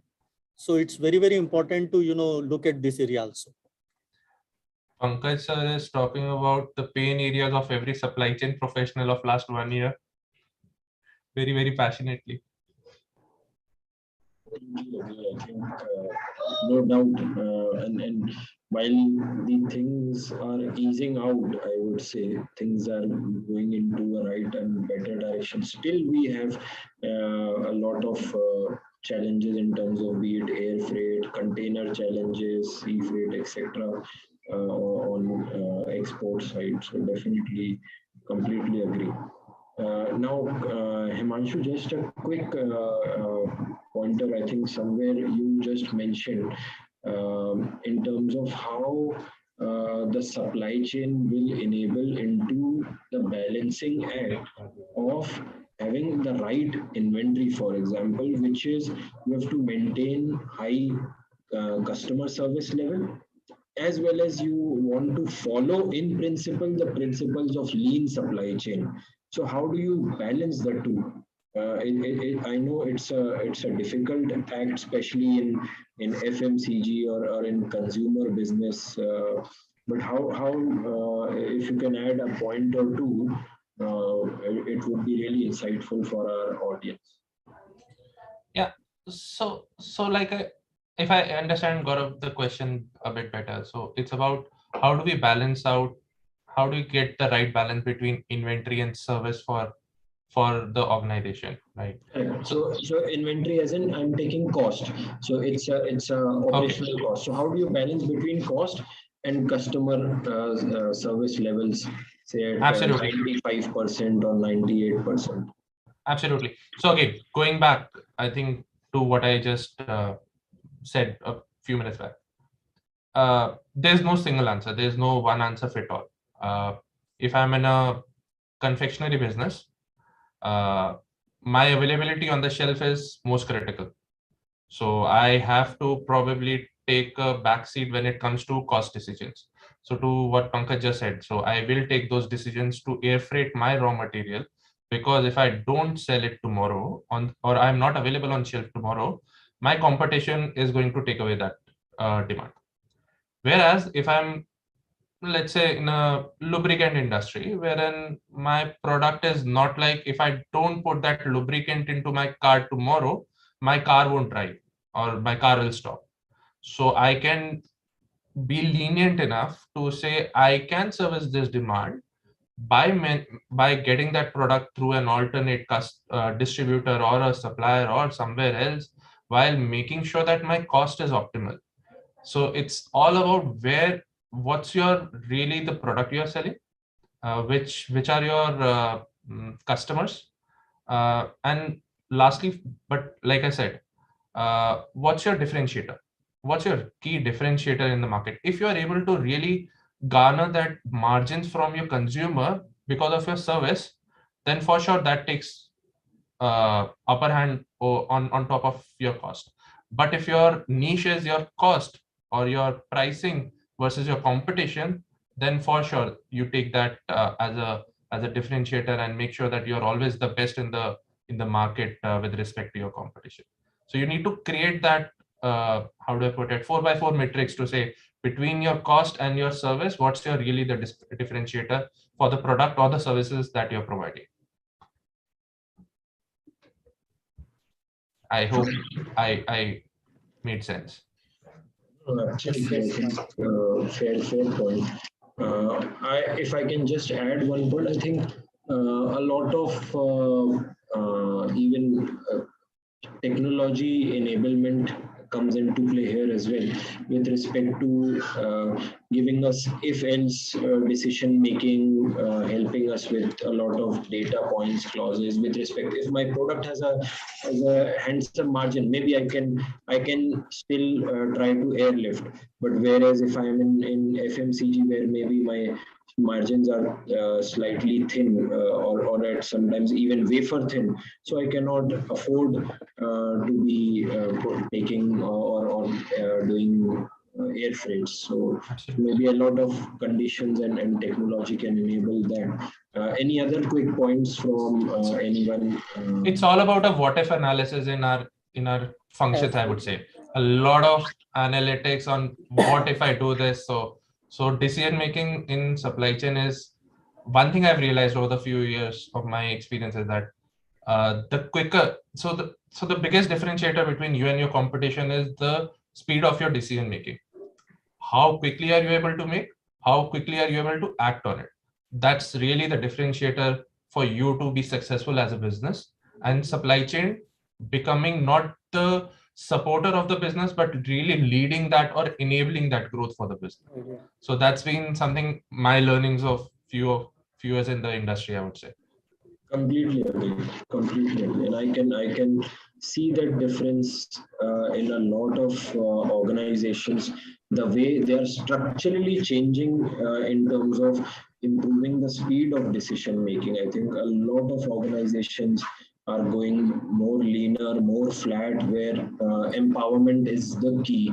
To even not just the middle level leaders, but also at the lower levels. I think they are more enabling, more empowering. Yeah, and Gaurav, one more thing in terms of future proofing of supply chain, I think very important as a leader, we need to see that if the team continues to get into routine of inventory levels and lead times and replenishment, probably it will not give them a kick, and probably it is a right time with the kind of opportunities available around. The leaders need to be aware about the attrition and retention of talent in our specialized industry, where understanding of a specific industry in a long term gives you better result. You can always look into AI, MI and other things to do the mathematical and theoretical job, but understanding of the industry, as rightly mentioned by Himanshu, also is a key. And I feel sometimes that it is losing focus at leaders level, and it is very important to nurture the talent, mentor them, guide them, give them challenges, give them small projects where they come up with their innovations, and then appreciate them, give them empowerment, as you rightly said, Gaurav.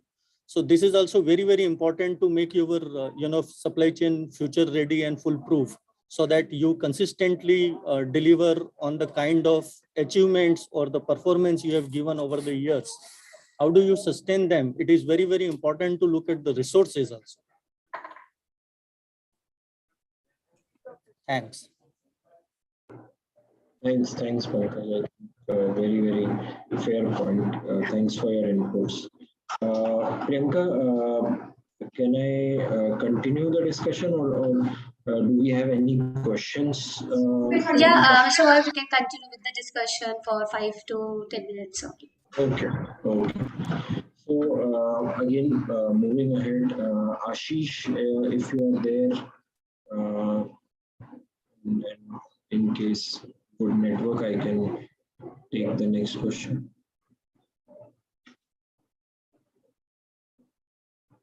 Okay, so I'm not sure if Ashish is there. So Avinash, if I can quickly take the next one with you. So I think we've been covering larger topics. Now, if I have to be very, very specific in terms of what we discussed about digital and technology, what do you think? Again, there are a lot of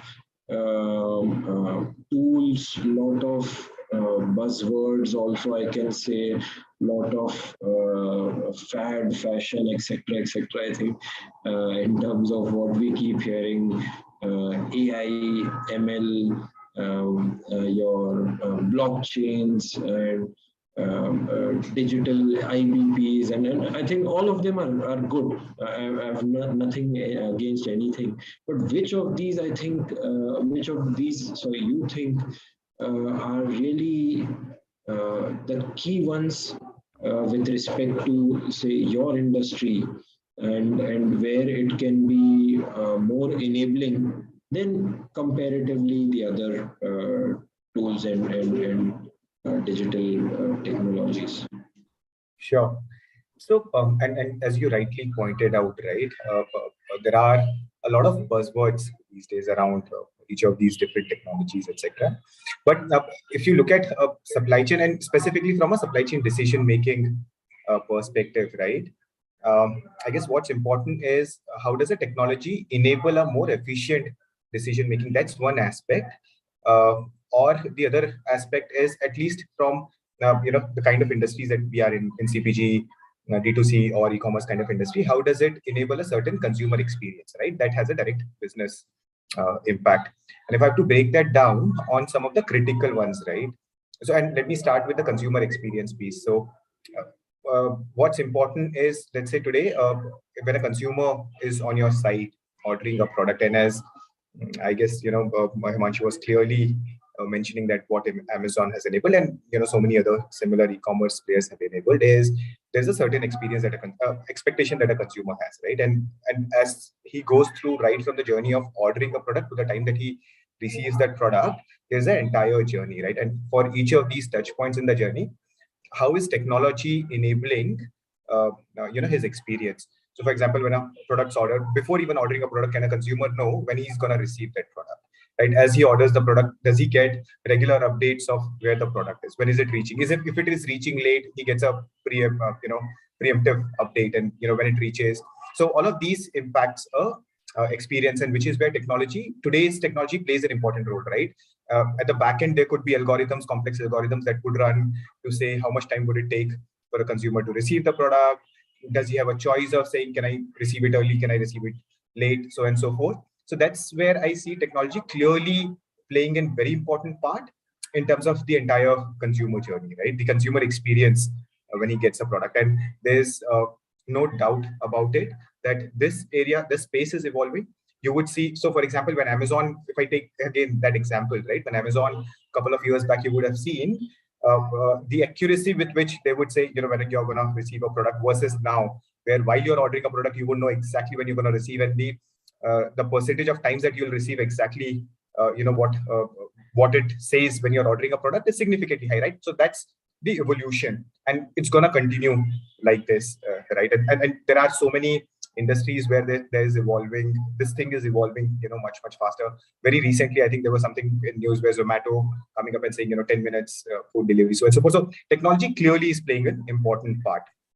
Now, that aside, while running the supply chain, right, and taking supply chain decisions, there are actually two parts. There is there's an entire strategic decision making to say how should a supply chain be designed, and there are different technologies which plays important part, which makes it a lot more efficient to take those decisions. A simple example is designing a network. So all of these decisions, etc., were always taken, in the past as well.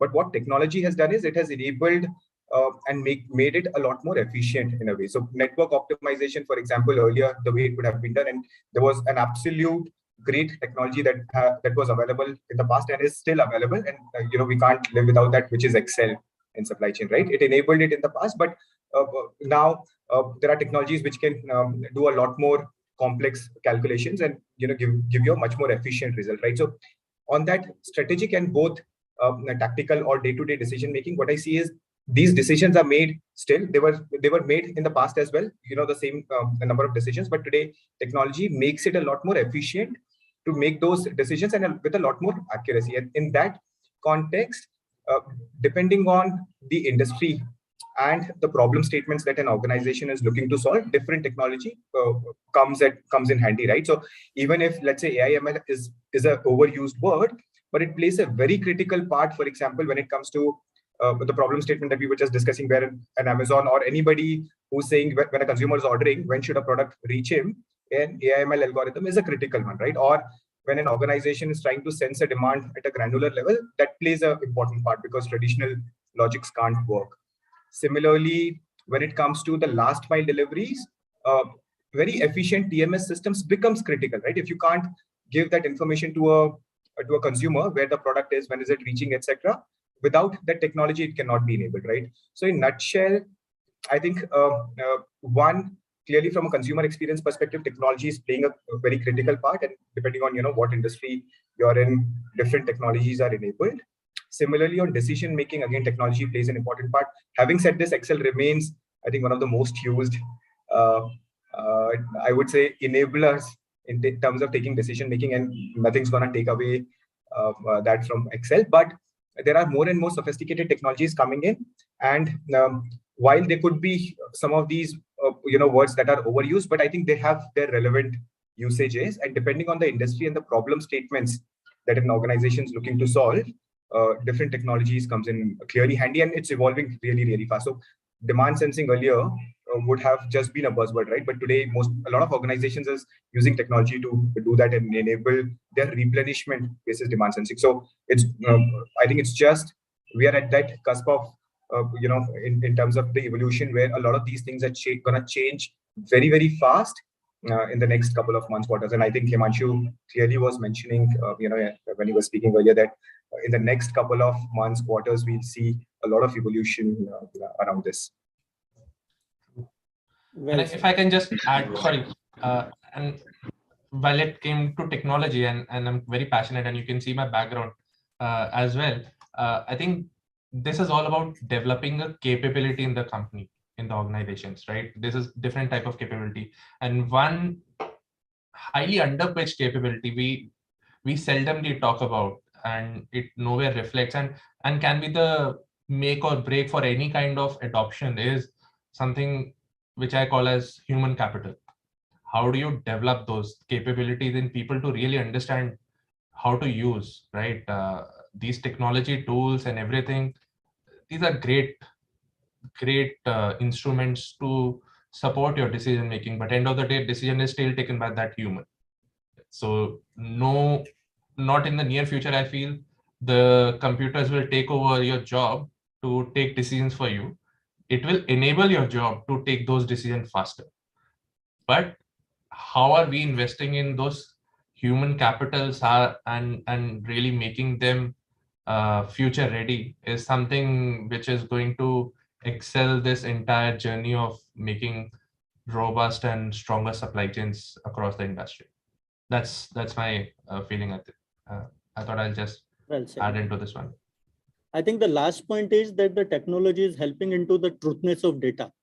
Yeah. Excel is good, but Excel is silo. So this technology is helping us having the integrated data, which is, the truthness of data remains same. And that helps you that you don't waste time into reconciliation and, do corrections. So technology is equally important, Gaurav. Completely agree. And I think while there might not be one size fits all or one technology that can be that can fit all, but having said, I think every technology has a use case of its own, and I completely agree with both Vinash and Himanshu also what they mentioned. I think we are investing or talking a lot in terms of technology as an enabler. We also need to be looking at how we invest or how much can we enable the our young talent and young leaders to understand or know about that technology. So I completely relate and see a lot of organizations are implementing say IVPs and robotics, analytics, even blockchains for that matter. But the people using them have not actually they haven't bought that the mindset, the right mindset to drive those technology, and hence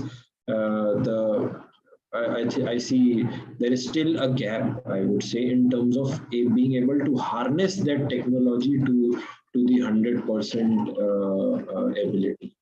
So thanks once again to all my panelists and panel member.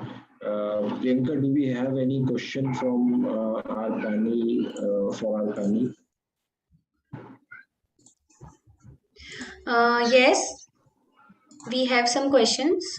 Please. The question is from Ms. Pallavi. She is asking what some of the specific use cases you are solving.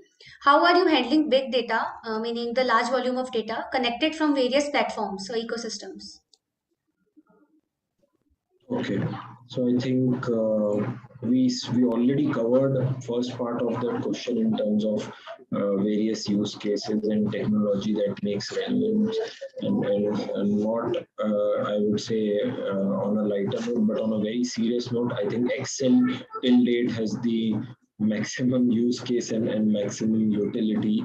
But anyone, Himanshu, Avinash, Pankaj, anyone wants to take the second part with respect to big data and how are we utilizing that to enable the supply chain and decision making?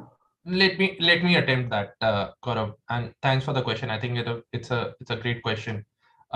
Again, a big data, a big word, which has been in the forefront for some time now.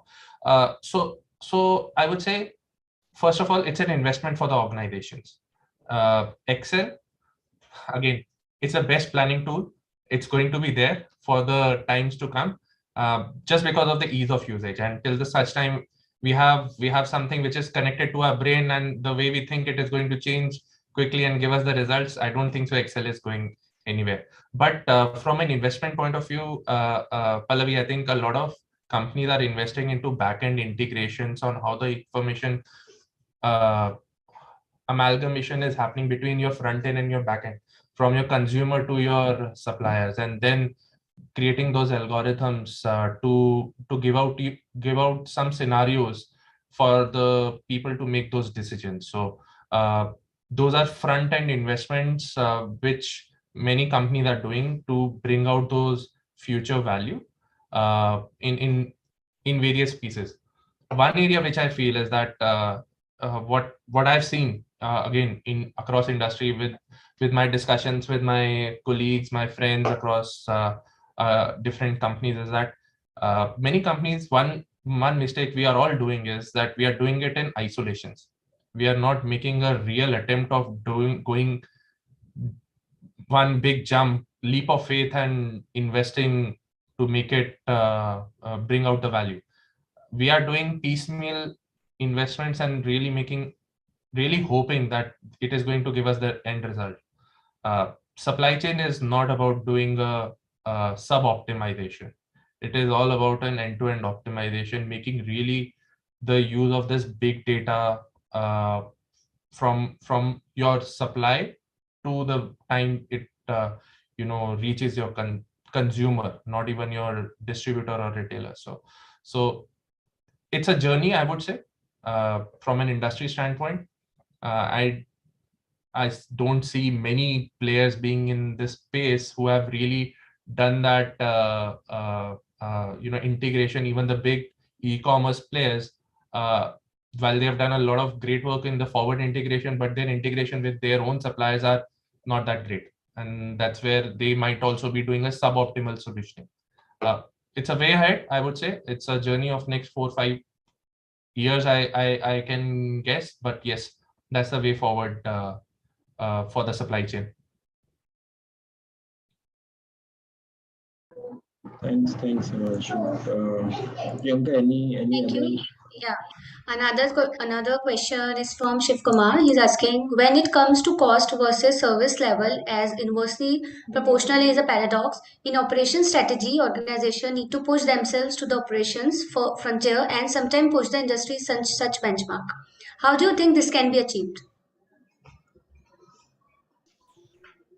I think while largely this point was covered by Himanshu, I think with respect to cost versus service level or inventory versus service level. But any other viewpoint from Avinash or Pankaj, if you want to add any other point? Let me add on top of what Himanshu had mentioned. So one, clearly, I think it's not true that cost and service levels would always be inversely proportional, right? Optimized and efficient supply chains, if they're improving only one of these parameters, then they're not efficient and they're not rightly designed.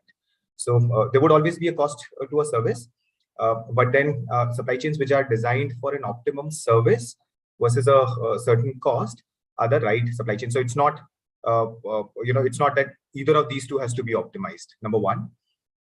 Having said this, different industries would have different service level expectations. So what I think a lot of times is not clear to some organizations is what is the optimum service level for the kind of industry that they are in and the kind of channels that they are servicing. Let's say, and taking Himanshu's example, right? If it's a confectionery business, having availability on shelf is critical, because then otherwise you're going to lose immediately, the consumer is going to buy a competitor's product, right? So there, the parameter is to have 100% availability on shelf. Versus, let's say, if the organization is looking at servicing through a traditional channel, right? So there is a distributor in between, then there is a retailer in between, and from the retailer, the consumer buys. Now, what is that optimum service level for which the organization should define their inventory levels and their rest of supply chain to service a distributor, right? Is that 99% or 100%? Not really, right? Because then there is the rest of the pipe, as in the pipe, which is distributor and retailer pipe, that's supposed to take care. So should it be 85%? Should it be 90%? Should it be 95%? That defines your level of inventories, etc., that needs to be kept. So I think the question has to be, what is the optimum service level for the industry that you're in, plus the kind of channels within the industry that you're serving, right? So for example, for us, when we service a general trade business versus an e-commerce and an online business, our view on service levels and availability is different, because the channels are designed, the supply chains to those channels are designed differently. And the cost has to be an optimum, the supply chain has to be designed for an optimum cost to reach those service levels. And if I add to this, Avinash, I think it is very, very important that a cost benefit analysis has been put on the table, and there is a management decision consciously to have agreed service level. Maybe, even recently I've come to an example where, 99.4% was also felt is not good enough. But then if you bring it to 100%, then your inventory levels can also be unmonitored, and it can lead to, I would say, freshness, product is losing freshness, and then you may have other kind of losses also coming to this. Gaurav will understand that, in retail, it is very, very important to have freshness in the market. Secondly, you also very well addressed that what kind of customer I am looking at. So if my customer is I would say a wholesaler, then I will ensure there that up to that level, my service level is best in the class. And with the wholesaler, I will agree on certain stock level and KPIs so that I can service my market. So it is just not the company stock level, it is basically the overall supply chain stock levels and, investment into that, which need to be taken care.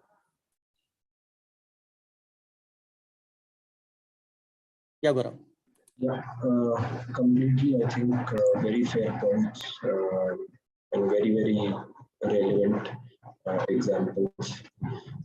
In fact, not just in FMCG, the way consumer has started behaving, they've even started looking at in pharma. We are experiencing the consumers have started looking not at the expiry date, but at the manufacturing dates. So they are not very satisfied, even if the expiry is 6 months or 1 year down the line. They are looking at how fresh can I get a 2022 manufacturing of my paracetamol rather than a 23 expiry is not satisfactory for them. So I think it's the consumer behavior where all of us will have to start thinking in terms of inventory. And I think overall view with respect to not just inventory, how do I keep my batch optimized where I'm not having a very high cost, balance the cost as well as the freshness of the stock. So on one hand, it says reduce your batch size. On the other hand, if you reduce your batch sizes, your production cost per SKU or per eaches will increase. So I think we have to balance. And again, data plays a real relevant role, important role. Fine. Priyanka, any other point, any other question? No, Gaurav. No questions left now. So once again, thanking all my co-panelists, panel members for the very insightful discussion and very relevant. I think with the examples given, very real life, relatable examples. So very insightful. Thank you once again. Thank you. Thank you all the leaders Thank you. for making this discussion rich with your thoughts. Thank you. Thank you, everyone. Thank Have you, a good day. everyone. Bye. Thank you. Thank you. Bye. Have a good day. Take care.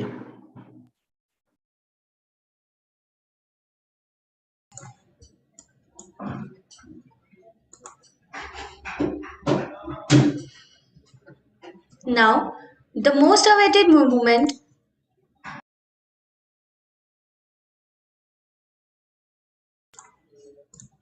Now, the most awaited moment of the evening has come to an end. A precious moment to celebrate success and innovation. Inflection Awards are the India's most prestigious awards in supply chain, logistics, technology, procurement, and marketing, organized by Alden Global Value Advisors. Today, 100 plus CXOs and 300 plus attendees are watching this live on our website. Now, let's start the celebration with the first award for Digital Supply Chain of the Year FMCG 2021 that goes to Sanjeev Khanna from Nestle.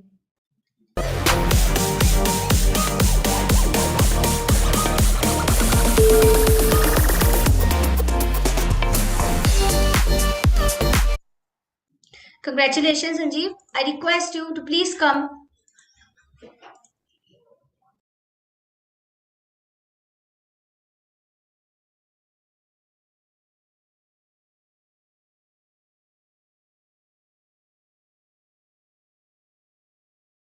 Sanjeev, you are on mute. You are not audible. Sorry, I was on mute.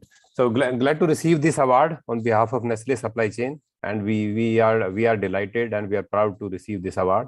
Thanks to Alden Global, and thank you, Priyanka. Congratulations, great show. Please smile so that we can take a screenshot.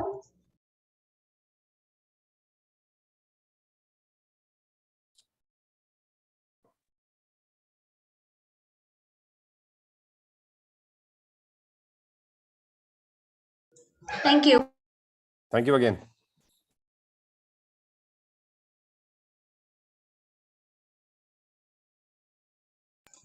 Next award for the Quality Champion Award Engineering 2022 that goes to Trilok Chand Gupta from Shankar Force.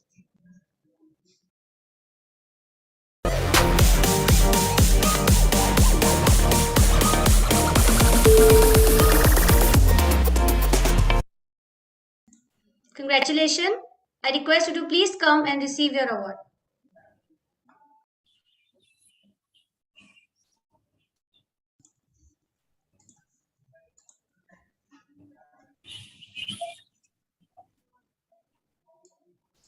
Mr. Trilok, you're not visible and audible.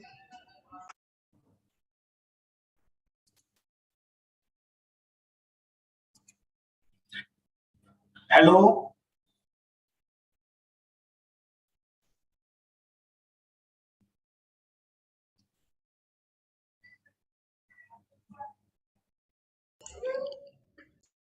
You're not visible, Mr. Trilok. Please open your camera. Okay.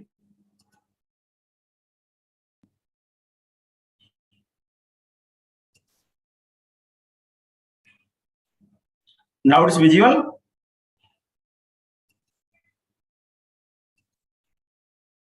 No, still not visible.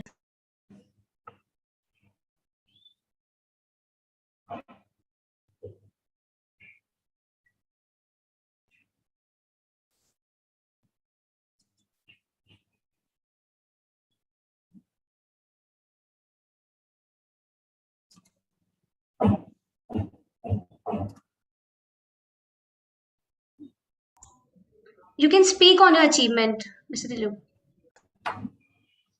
Yeah, good evening. Thanks to Global and Priyanka for this award. Thank you. Congratulations, great show. Thank you.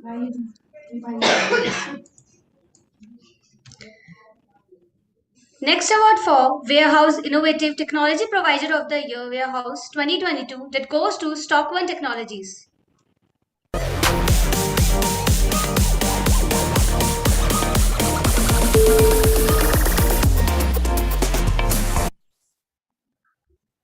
I request Rajan to receive the award and speak a few words on this. Thank you, Priyanka. Thanks to the jury and Congratulations. thank you. Am I audible? Yes, you are audible and visible both. Okay. So thanks to the jury and thanks to Iden Global for recognizing us and for the award. I would also like to thank my entire team at Stock One for making this happen. Thanks a lot. Thank you. Great. Congratulations. Please smile so that we can take a screenshot.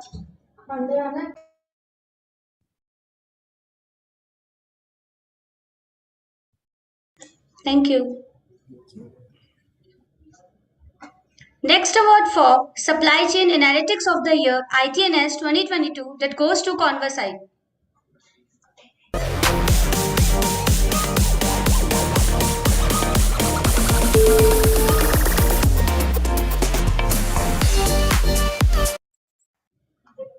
Congratulations. I request Mr. Rizwan to please come and speak few words on this achievement.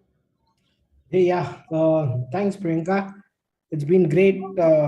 You had a good platform today to connect a lot of leaders. Thanks for that, first of all, right? And it was a good discussion all along. And yeah, to say about Conversite, we are one of the loved AI company across many of our customer place, and we are really delighted the way they are liking us in the ways of simple, like most of the audiences or the leaders today have been talking about how it can be a completely visibility driven, not just by visibility driven, but also from adaptability of solutions. And that's where we think Conversite is an edge of rising the adaptability through the AI ML. And most of our customers loved it. And thanks for bringing us here, and thanks for this award, the entire team, Alden. Thank you. Congratulations, great show. Please smile so that we can take a screenshot.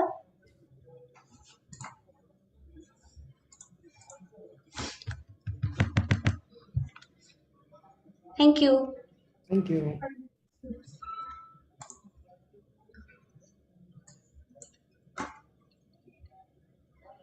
Last award for the day is Innovation Technology Provider of the Year Omnichannel 2022 that goes to Unicommerce.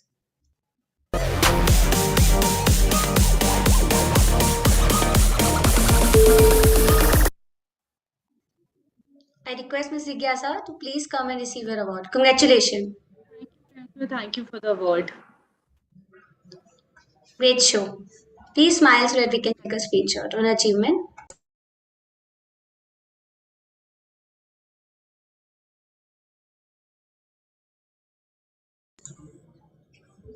Thank you. Thank you. Thank you. Thank you, top leaders and delegates, for sharing your contribution and making this rich discussion. Hope you all will be able to carry the thoughts of the day to build a robust roadmap and strategy. See you at our next Freight Forwarding Web Conference and Awards on April 2022. Thank you. Good evening.